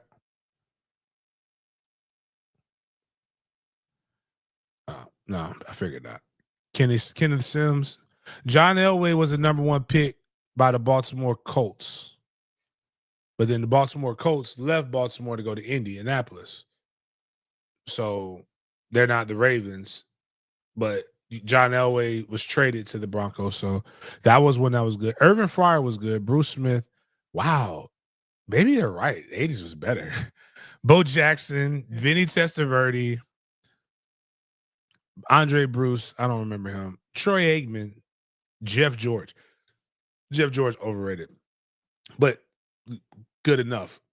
Like, that's a hell of a run right there. Like, Billy Sims won. Rodgers won a Super Bowl, but I'm not gonna count those two as like the number one pick. Should be like a phenom, a trendsetter, somebody everybody should know about. John Elway, that's 2, Irvin Fryer 3, Bruce Smith 4, Bo Jackson 5, Vinny Testaverde was 6, and I probably only know him more because he went to Miami and I was a Jets fan. Troy Aikman 7. Like 7 of them years, 7 out of in the decade. That's solid right there. All right, we'll go Russell Maryland. You know who Steve Ettman is? Miles, I know you know this guy, Drew Bledsoe. Okay. But he wasn't like iconic, but he was good enough. This guy my dad told the story about, Dan Wilkinson. That's the one who basically told him that you got to pay me for me to come talk to the Jets. And then, damn, I can't think. The running back came and talked to him. Eddie George. But we got 2 right now. Kajana Carter was good, but he was a bust. I only know him because he was big. Keyshawn Johnson, Orlando Pace, Peyton Manning. Maybe I'm wrong. Nope, none of y'all know. Yeah, Tim Couch was Mike Leach's first guy that he blew up because he was the OC at Kentucky that year. But that was 5. So we went from 7 to 5. So it was 50. It was a 50-50 in the 90s with a first round pick, what the first overall pick does for you. All right. Courtney Brown. I only know him because that's around my era when I started really paying attention to football like that. Mike Vitt. So we're gonna go Mike Vitt, David Carr. No. Carson Palmer. We know who he is, but was he worth the number 1 overall pick?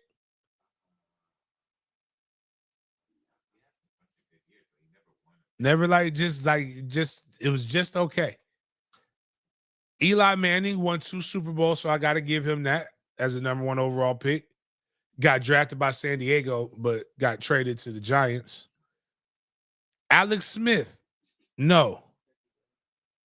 Mario Williams, really great player, went up against him, no.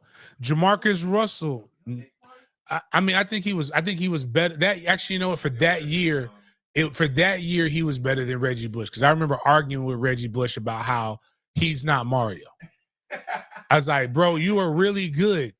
Like, you are iconic on offense, but like at that time, bitch, ain't nobody 6'7", 290 moving like him.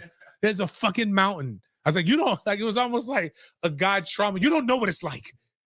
I had to hit this bitch for 4 motherfucking years. Yeah. Jamarcus Russell, no. Jake Long, no. Matthew Stafford, no. No. I'm gonna give you Matthew Stafford 3. So again, we went from, are we going down by 2s? So 7, 5, 3. 30% chance that the number 1 overall pick was going to be anything for you that helps you. All right. Sam Bradford, not going to be able to do it for me. Cameron Newton, I'm going to give you Cameron Newton. Andrew Luck, yes, but when we really think about it, he was really good for the Colts, but he was good enough to not get them anywhere. He was really great. But he was good, though. They just didn't. I'm giving that. I don't know who the fuck Eric Fisher is. Jadeveon Clowney. I've never seen somebody get more hype for one hit. Yeah, Jameis Winston. Love him. For the NFL, no. Jared Goff.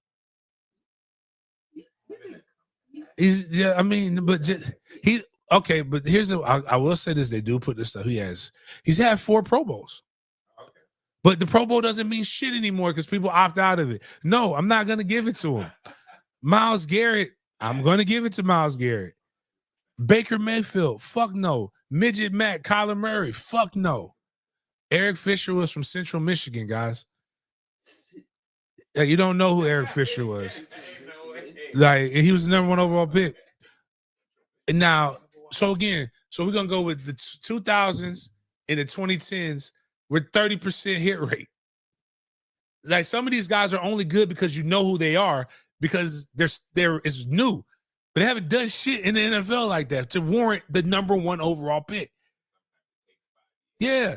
So right now, Joe Burrow, he had his 1 year, but that was 2020. We don't know yet. Trevor Lawrence, I'm gonna say no for what he's done. Trayvon Walker, no for what he's done. Good player, but no. Bryce Young, no for right now. Caleb Williams, we don't know. We don't know. What I'm saying is, no. He was in the same draft as Caleb. Again, you're not even the best you're not even the best quarterback right now in your own fucking draft class. And to Trevor Lawrence's defense, none of them bitches are good. That are quarterback. It's just like, I'm sitting like, no, it doesn't fucking matter. Like right now, we're right in the last 20 years, 6 players have hit. 6 out of 20. Not including the last, like the 5 recent. I'm giving them, you gotta give them room to breathe. So like, that's not me. I'm sorry, I know we're gonna clip this and they're gonna be like, why are you making Trevor Lawrence again? It's not my fault. It's just the way the shit rolls, bro. Like, if you like that shit, I love it for you, but it's just not doing anything for me. All right, we got to run through these NFL topics so we can get to our Big Games BS segment.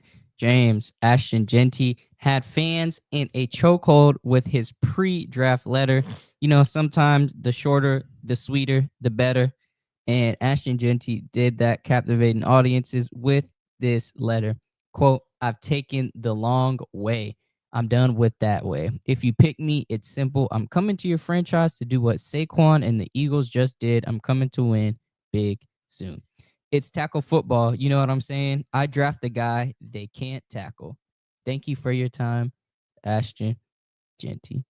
James, what do you think about this second sentence right here, or this last sentence, excuse me? I draft the guy they can't tackle. I liked it, and I like the fact like he's represented for running backs. Shout out to Genty, man. Man, I know you're gonna do some great things in the league. And speaking of great things in the league, this player has been on the decline as of late. Aaron Rodgers has been in the media once again for his offseason, during this offseason, about where he's going to land next. And he was recently on his number 1 show, his number 1 outlet, Pat McAfee, and he was discussing his meetup with the Jets and with the head coach, Aaron Glenn. So this is what Rodgers had to say. I'm going to share this with you all. And please let us know what you think in the chat below.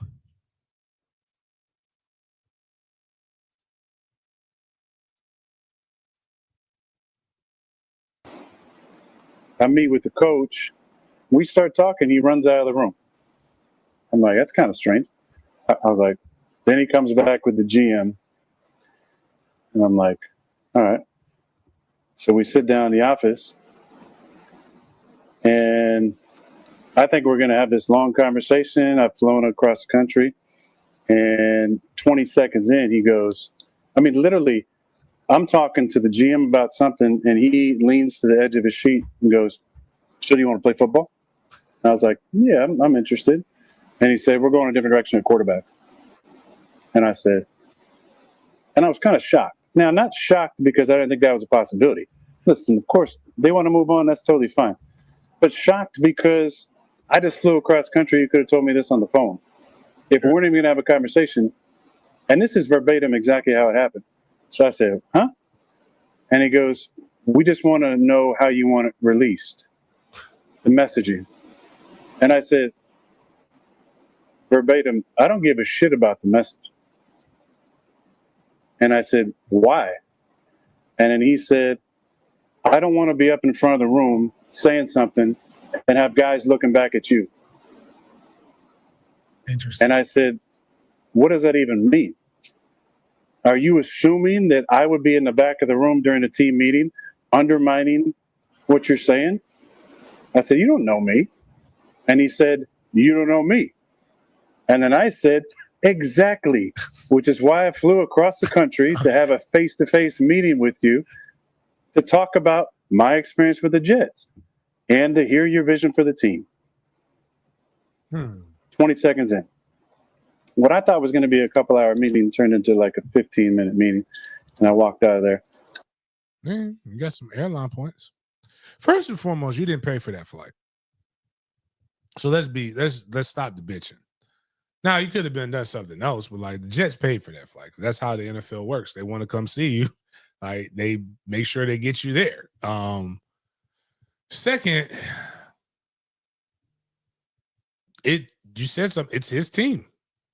And let's be for real, like Aaron, you are, whether you want to admit it or not, you are the problem. And as a new head coach, I wouldn't want you in there as the veteran presence, and a lot of you have more power. And he didn't want you. Like for you to say, I want to hear this man's vision for the team alone lets me know that like it wasn't about him and you. Like it was about you wanting to see what's the best fit for you, which is selfish, and it's your right to be selfish.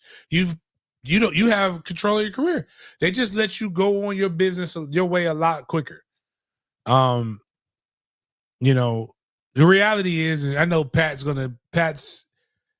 eating this up because he knows he's gonna get the views and the spins. But like you're becoming the guy that you hated, which is Brett Favre.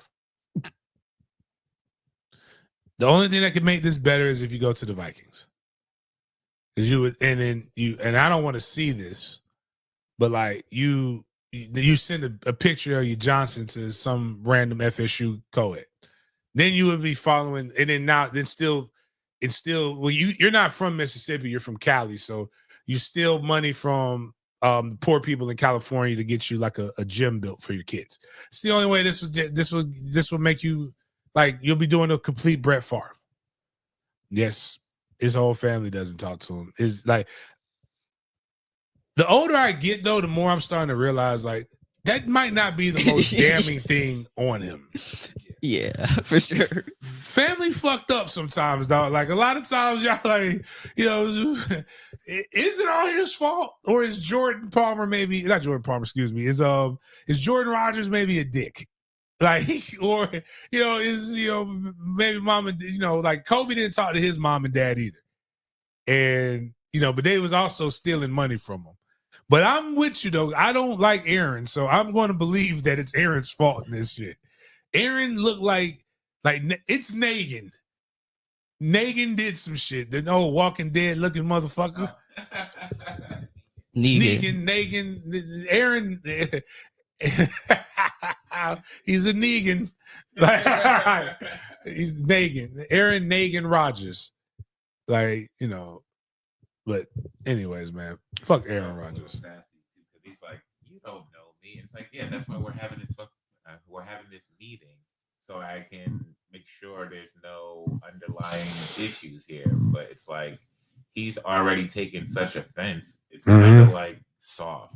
Like I know you're not. I know the way you're one of those guys that there's people. I'm gonna be honest with you. If I tell you I said something a certain way, I'm going to tell it to you the way I said it because I don't really care how you feel about it. I already said what I said. Aaron strikes me as one of them pompous bitches that's going to say something a lot more arrogant and bad when they're doing it, and then try to make themselves the victim afterwards. Yeah, exactly. Like, we don't know what you're capable of, Aaron. Like, I just said, well, I don't know you either. Yeah. And then, like, dude, like, he just, like, he squared up to me with those, he's just bulging. You know how those black guys get mad and their muscles in their neck bulge. You know how that goes. He is clearly a Karen. Right. feel like that's a legitimate concern. He's poking Aaron like he's not a DB and a defensive player in an era where defensive players can kill you. And then he gets Aaron mad, like, whoa. Why the hostilities, bro? Like, what are you? Could you come take a chill pill, brother? Like, it is saying that shit that makes you even more mad. Because now you want me to calm down and you done got me mad. Nah, motherfucker, let's go. Nah, it just when, it's just, I've never dealt with it before, really, because I've also never had a real job. But I've heard y'all deal with it. And actually, no, I did deal with that shit at 1010 sometimes. And then, like, with the sales department, and I remember telling them, like, he said, well, James, you just don't know how these things, how a marketing contract works. And then I had to show him, bitch, all I do is get marketing contracts, get more than your fuck ass sales people. And it was just like, James cussed out the leader of sales, the director of sales. He's like, yeah, man. Like, I was like, you think I need this shit, man? Fuck you. Like, it's like, that's where Aaron probably came in there like Riley from the Boondocks. First off, fuck you. Fuck your fairy faggot ass accent. Oh fuck you. And all these things. He probably, this is America. My president is Trump and my Lambo is blue, motherfucker. Nah. So, NFL trainer Delphonte Diamond, crazy name, has been sentenced to 25 years in Texas confinement for aggravated sexual assault of a child. He trained dozens. I don't know how true the nephew of Karl Malone part is. I'm gonna just funny because Karl Malone be fucking little girls too. I'm gonna just skip that part. But he trained dozens of NFL players. You see, Keon Coleman and CeeDee Lamb right here. Wait a minute, he's a wide receiver coach. He was a wide receiver and wide receiver coach. Mm-hmm. Yo, send this to me because this helps me with a follow-up tweet. There's a wide receiver coach in Jacksonville who be coming out by MFTK Foundation like he ain't get fired from his last job for an inappropriate relationship with a young girl. So let's go. What the hell is wrong with wide receivers and these little ass guns, man? So I'm gonna read the charges right quick so you can move on to the BS section. But Delphonte Diamond was found guilty of 2 charges of sexual assault, and Delphonte Diamond, who is 34, is facing two charges, aggravated sexual assault of a child under 14 years of age and sexual assault of a child under 17 years of age. These date back to 2019 and 2020. The jury found him guilty on both charges. He was sentenced to 25 years for one charge and 20 for the other, but sentences will be served concurrently. So we're going to move down. So Kimberly Bryce Davis and Stephen Davis say their daughter is the one who is victimized. They say, though, 2 counts are filed. Both involve one victim and no others at this time. They say Diamond was married into the family, trusted him like family. When their daughter came forward about the abuse in 2022, they say they were shattered. Quote, it was heartbreaking, especially because he was supposed to be family. He was married to my niece. It was heartbreaking. Rage, anger, all at one, unquote. They say the abuse began in 2019 where the daughter was only 13 years old.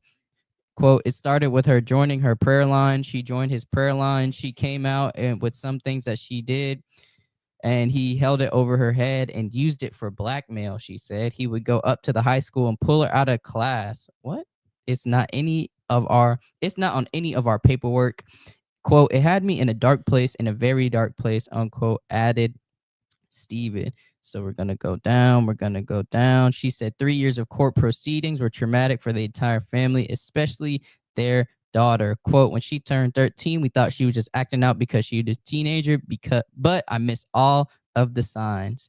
These parents say they feel Diamond hid behind his status and influence. So everyone knows this godly man. Everybody knows this godly man, the trainer, but what about the real person he is deep down inside? He's a wolf in sheep's clothing, she said. And I feel like there's more victims, and I feel like they should come forward, go tell all them. I know is this. I never really started watching this stuff until COVID. You know, COVID, that's when the shorts with YouTube started really popping up. But like, I don't know how all these prison things came on my timeline. I don't know what the fuck happened. But like, I know chomos don't get treated very well in prison. and I hope he gets all of the I hope he gets a lot of rehabilitation in behind those walls. I hope they rehab him every day. And that's gonna be my new way to say it. Like I hope he gets all the rehab he needs. Like, to make him realize what he did, because you were all right. Cheating is cheating. I don't like if cheat with a grown woman, man. Like your wife's niece. Like, bro, what the fuck wrong with you? Mm-hmm. Over there praying, that's a mind fuck. Bro, that is a mind fuck. You over here getting your innocence taken while this dude over here speaking in tongues. He finna be speaking in tongues in jail. I hope they gag his no ass. teeth. Hope they. I hope he meets not Rick James. What's my guy name who do nothing but seems like he's the greatest prison graper in movie history?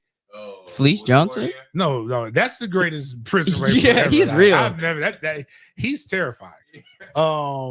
Ving Rhames? Yeah. I hope he meets Ving Rhames, the real, whoever the inspiration for Ving Rhames in all those movies. I hope he meets him. It was Ving Rhames. It was always like how they say it was always Ving Rhames. It was always me. It was always Ving. But I need to retweet this, man. I need this guy who's out here. BB, I need you to see this, dog. You keep fucking with me, I'm gonna find the victims. It remind me of the Bernie Mac video. Oh, they used to call you Jawbone. Oh yeah, I remember you, boy. You was a lucky man. You was a lucky man. That's what it's gonna be, Jawbone. So we gotta run through these topics right here. We're now on our big Big Games BS section of the show, and we're gonna start out this section with our BS or bussin' segment. So we're gonna rate some food items for you. James, we're gonna start in the baseball world. The Dodgers have a Dole Whip boba helmet at home games this year. It's made with pineapple Dole Whip, topped with mango flavored popping boba. Is this BS or bussin'? One, those flavors sound amazing. I don't. It's like whipped cream, custard, frozen yogurt type thing. Yeah. I don't like the texture of boba. That's the only boba. Problem. Yeah, the little ball. Yeah, I don't want balls, exploding balls in my mouth. They make my stomach hurt after a while. Like Trey gets the boba tea when we go to the ramen place, and I'm sipping, I'm enjoying the tea. Then all of a sudden, this ball comes in my mouth, and I'm not enjoying it anymore. Yeah, and I'm like, cool. I am absolutely okay with never having that texture in my mouth again. I'm already having a hard time with chia seeds. I'm drinking chia water. Like it's supposed to help with your digestives, and it's just. I'm gonna be honest with you, dog. I have a whole new respect for the community. Oh my word! And and women who are eaters, because I don't know how you do that. Oh my God. So is this BS? Is this BS or bussin'? Is this BS or bussin'? I would say BS because I'm not putting no bursting balls in my mouth. Next, we're in the baseball world again with the Miami Marlins. So they have the ultimate hot dog tower, which costs $85 right here. It has 4 hot dogs, 4 Polish sausages, 4 corn dogs, and up top you see they have the loaded salchipapas, which is French fries, sausages, and hot dogs. BS or bussin', So James? I'm gonna go with bussin', and I don't, that's a lot of glizzy. It's a lot of glizzy. It's a lot of glizzy to gobble. But when you think about how much this shit costs at a baseball stadium, Yeah. 4 of them bitches is already $85. Yeah, so right. like, This is a great deal. I think it's a good deal. I like French. That looks like a what all that shit you just said sounds like a very fancy way to say loaded French fries. Yeah, it is. And I'm just gonna go with that. And I mean, corn dogs are delicious, man. Like, I just want some chili on the glizzy or something, but like if you out here raw dogging glizzies, there's something wrong with you. It looks like a bunch of struggle meals put together. Yeah. Like, I mean, that's the crazy part is like, but it makes sense because remember, lobster and crab used to be poor man's food. Yeah, sea rats. But now it's like the expensive stuff. So like one day, like all the poor foods are becoming the more expensive foods, and I'm just like, you know what? Fine, you go struggle. You got to pay for the struggle. But the crazy part is, shit keep going the way it's gonna go. All of us gonna be struggling. But like you got to put them some dry glizzies though. We got to have some glizzies. Oh no, there was the condiments on the sides. Oh, okay. Yeah, they had. It's only one person I've seen.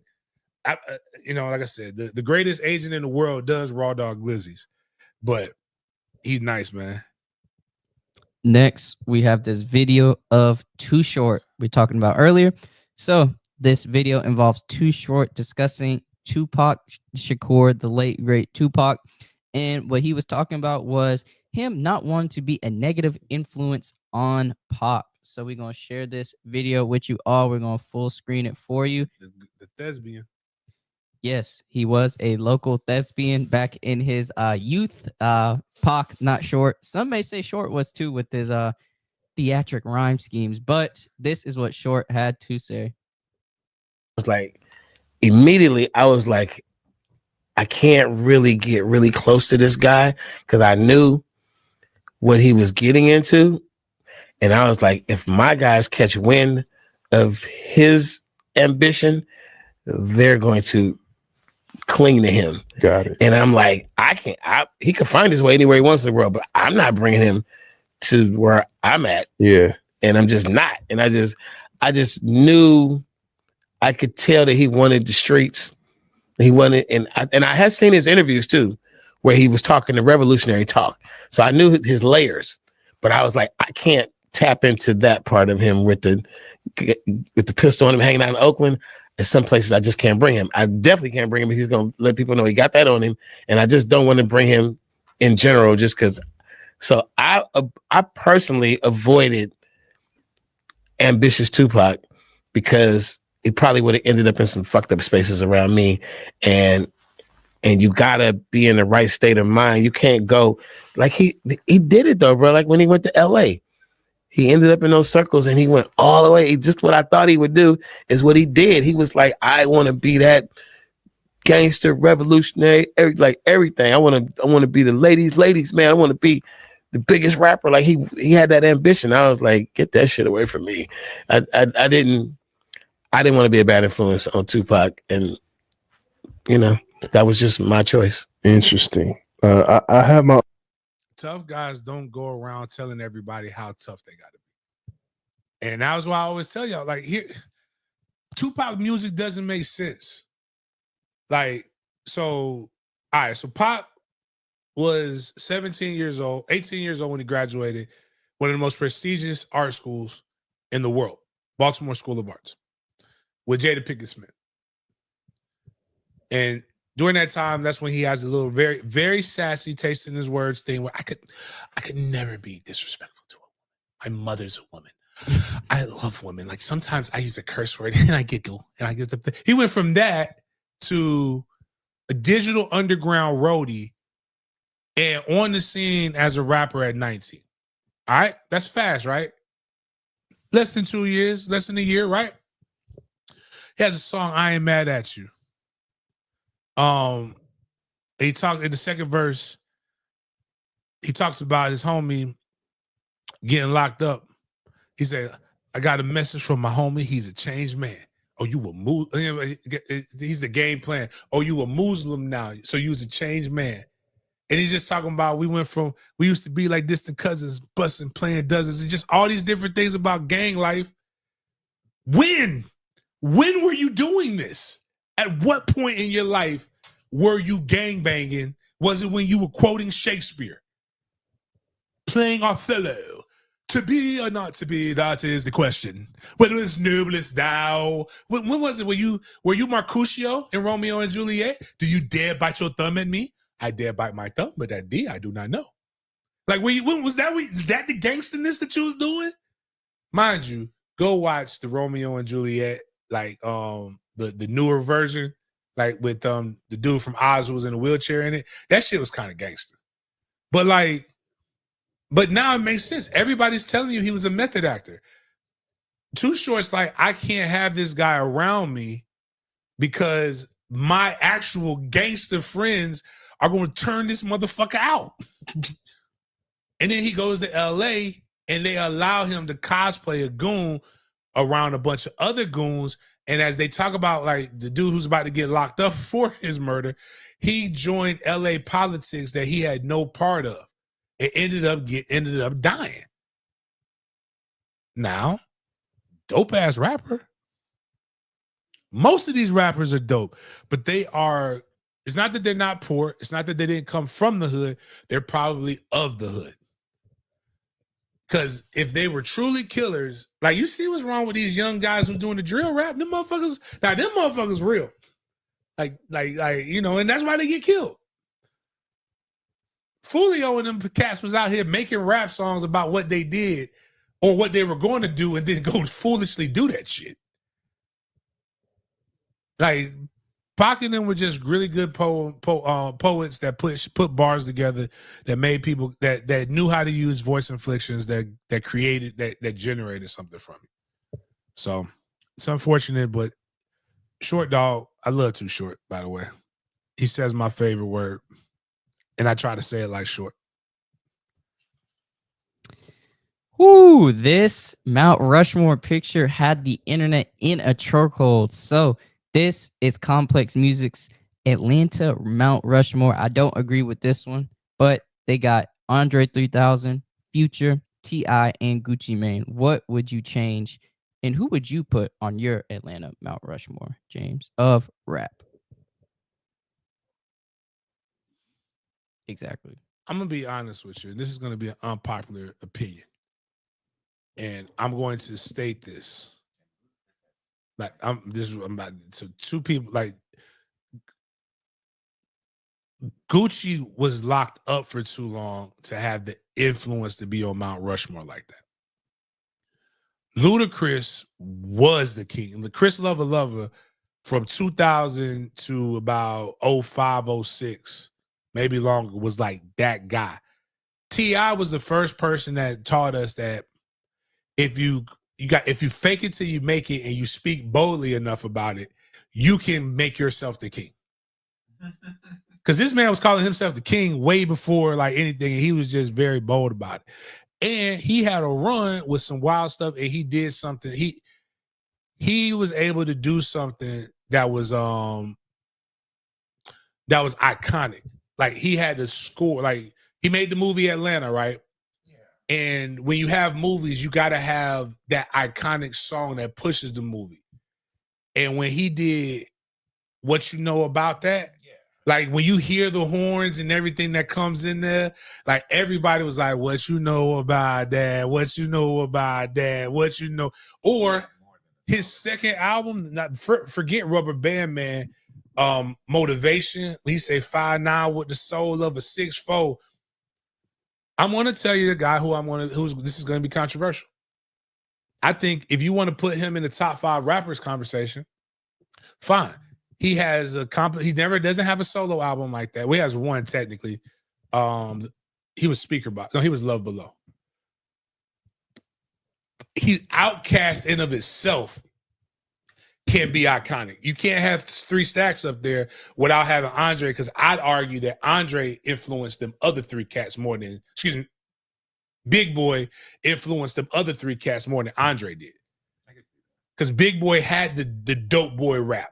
You'd have to put them up as a group. Yeah. 3 Stacks is talented.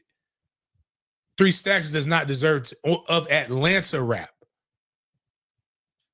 It's hard to not put them there because all 3 of those guys will say they looked up to that guy. But none of them, their influence is like that. Jeezy was a part of the biggest movement in the South in music. So if you don't want to say, because he's technically, I believe he's got to start in making, but then got big when Big Meech and them was doing BMF. And I'm sorry, I'm at the Philadelphia Eagles game. Ain't none of them cats getting played. Jeezy's getting played at the Eagles game. Not new Jeezy, old Jeezy. Jeezy's the only rapper I've ever heard make so many drug references that made sense. And like all his black on black Bentley calling Phantom Mother opera. He's Southern Pusha T. Exactly. Like I don't want like Jeezy tried to make an album with like a conscious album, like growing up. I ain't want to hear that shit. What was fire was what was the one President is Black? My Lambo was blue, and I'd be goddamn if my wins ain't too. The reset, like, you know what? Keep that white girl, Christine, Mr. 17-5. Like, the whole thing. I'm one of the realest niggas in this shit, man. It's like I came in the game with everything I motherfucking won. That shit about respect for me. Love to see when the motherfucker run up on me in the club, tell me that I'm the realest nigga living. I'm the realest. Like I was talking about the national anthem. Play this in the club in the South and everybody's gonna stop. I'm the realest in it. You already know. God Trapper of the Year 4 times in a row. What they give you? Lifetime supply of baking soda clientele, a rolling watch, 2 pots and 3 scales. Could get about 50 in the Hummer. The birds fly down south to Georgia for the summer. Yeah. Yeah. And he'll tell you, he's like, man, I ain't realized my ad-libs was like an instrument until Kanye came to, yeah, your favorite trappers, I'm your favorite rapper's favorite trapper. Got a question though. Got a question. Is Future still in your Mount? Is Future in your Mount Rushmore? Yes. Okay. Thank you. Thank you. That's all I had to say. That's the only one I'm not moving. That's all I had to say. I didn't know who Future. I just shared Future's like now we hear the mumble, but like. What was at the same yeah, I just shared it. Like that song was hot. Selling white, selling then big. You put Puffy on it, and they made it, and Luda was on it. Everybody, it was like Future's again another person that you could play anywhere. And Future's just like Future is an icon. Future is the fuck boy icon right now. That's what's wild. Like, I don't mean fuck boy like this is a fuck boy. I mean like women will call him that, but they gonna fuck him. We prayed afterwards. She said, "What? Did Sierra wait for you? She ain't wait for nothing with me. She waited for him." Like, you know what I'm saying? Like, I can't. Gucci's claim to fame when anybody who brags on, and this is no knock on Gucci, is that I killed your homeboy.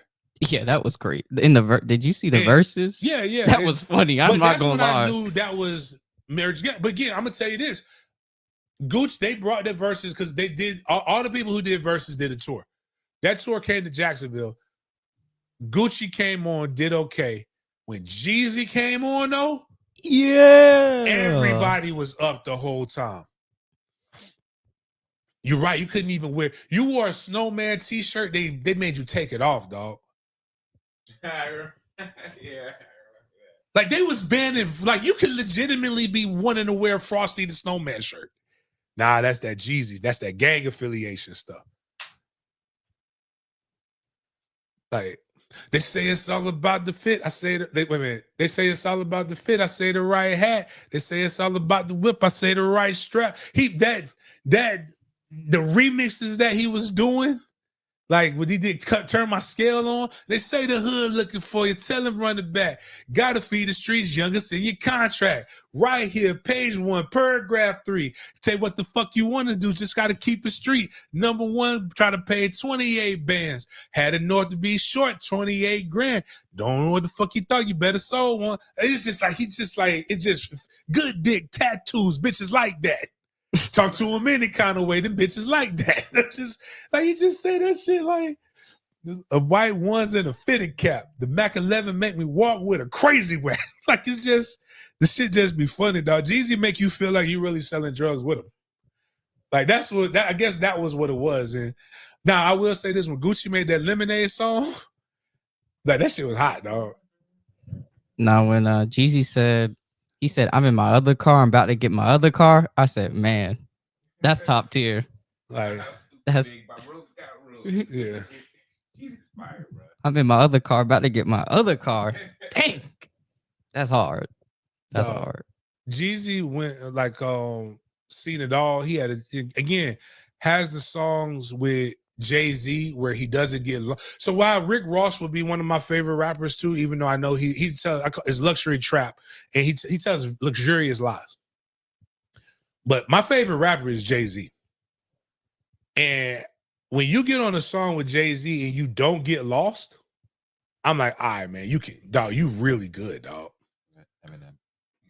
Eminem, I think if people really went back and just listened to Renegade,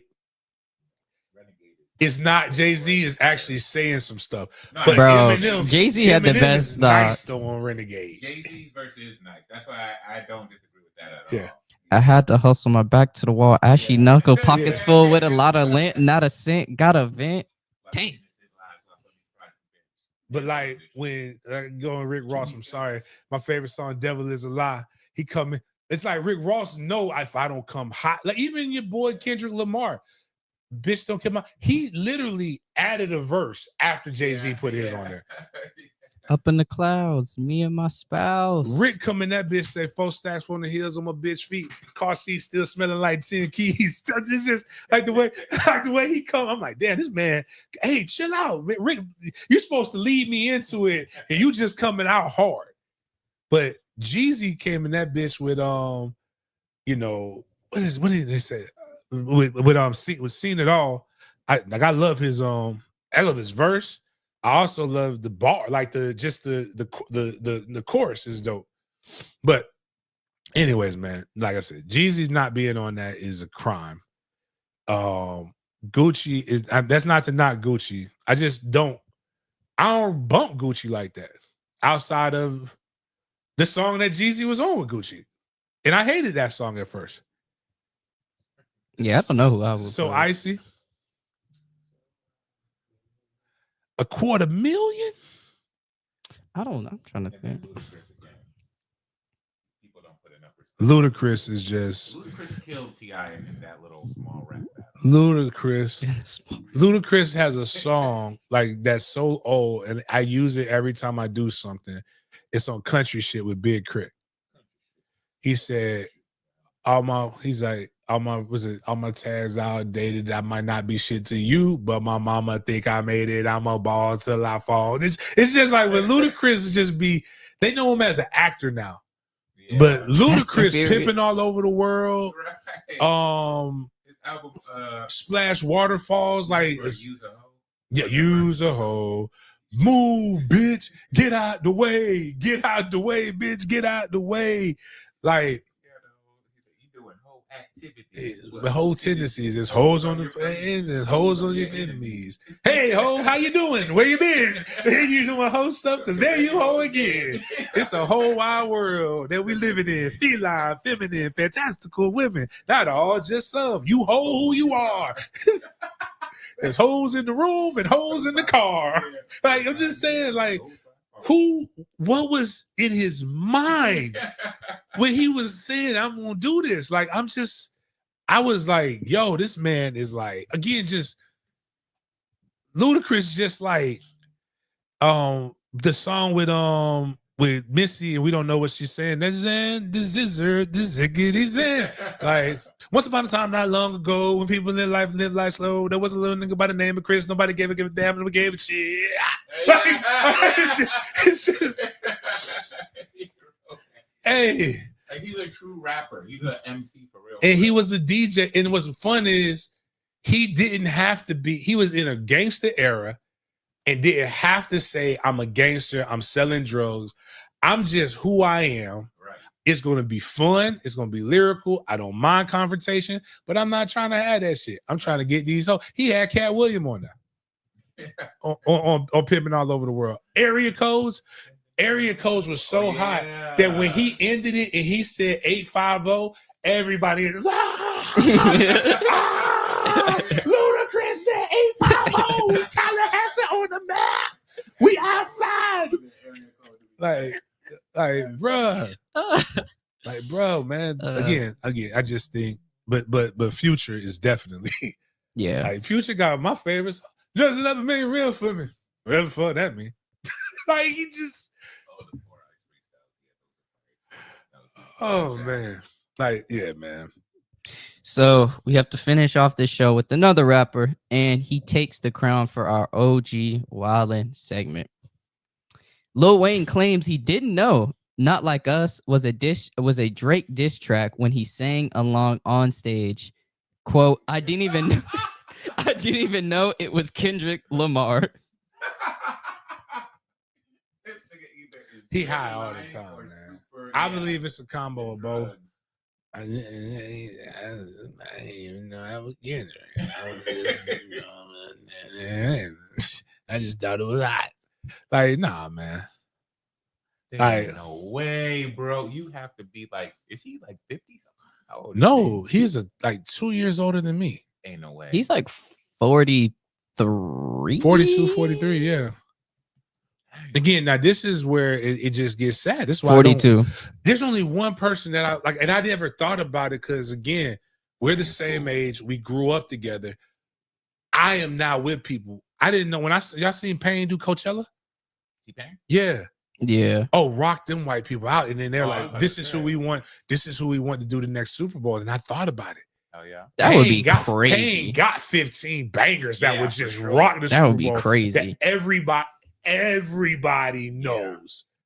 And I'm sitting here like, it would never be, we're all the same age. And he's a couple years older than us, but he looked like he deteriorated. Like he is the crypt keeper. Black don't crack unless you smoke it. That part.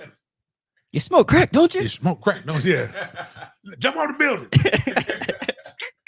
Like, I just think Wayne, man, I thank you for that, Anthony. Now, when I'm definitely going to be rocking nothing but Jackie Robinson. I needed another year to aspire for. So when I get to that, I'm going to be rocking nothing but Jackie Robinson shit. Sleeves cut off and everything. But nah, man, Wayne wilding, man. Like I don't, it's a sad fall off because when I went to college, it was 2 albums. Well, there was the Squad Up mixtapes when Wayne I guess that's when he stole Gilly style. But Wayne was just taking everybody. Like he did the Best of Me freestyle was hot. Like all of these, he did the Ether freestyle.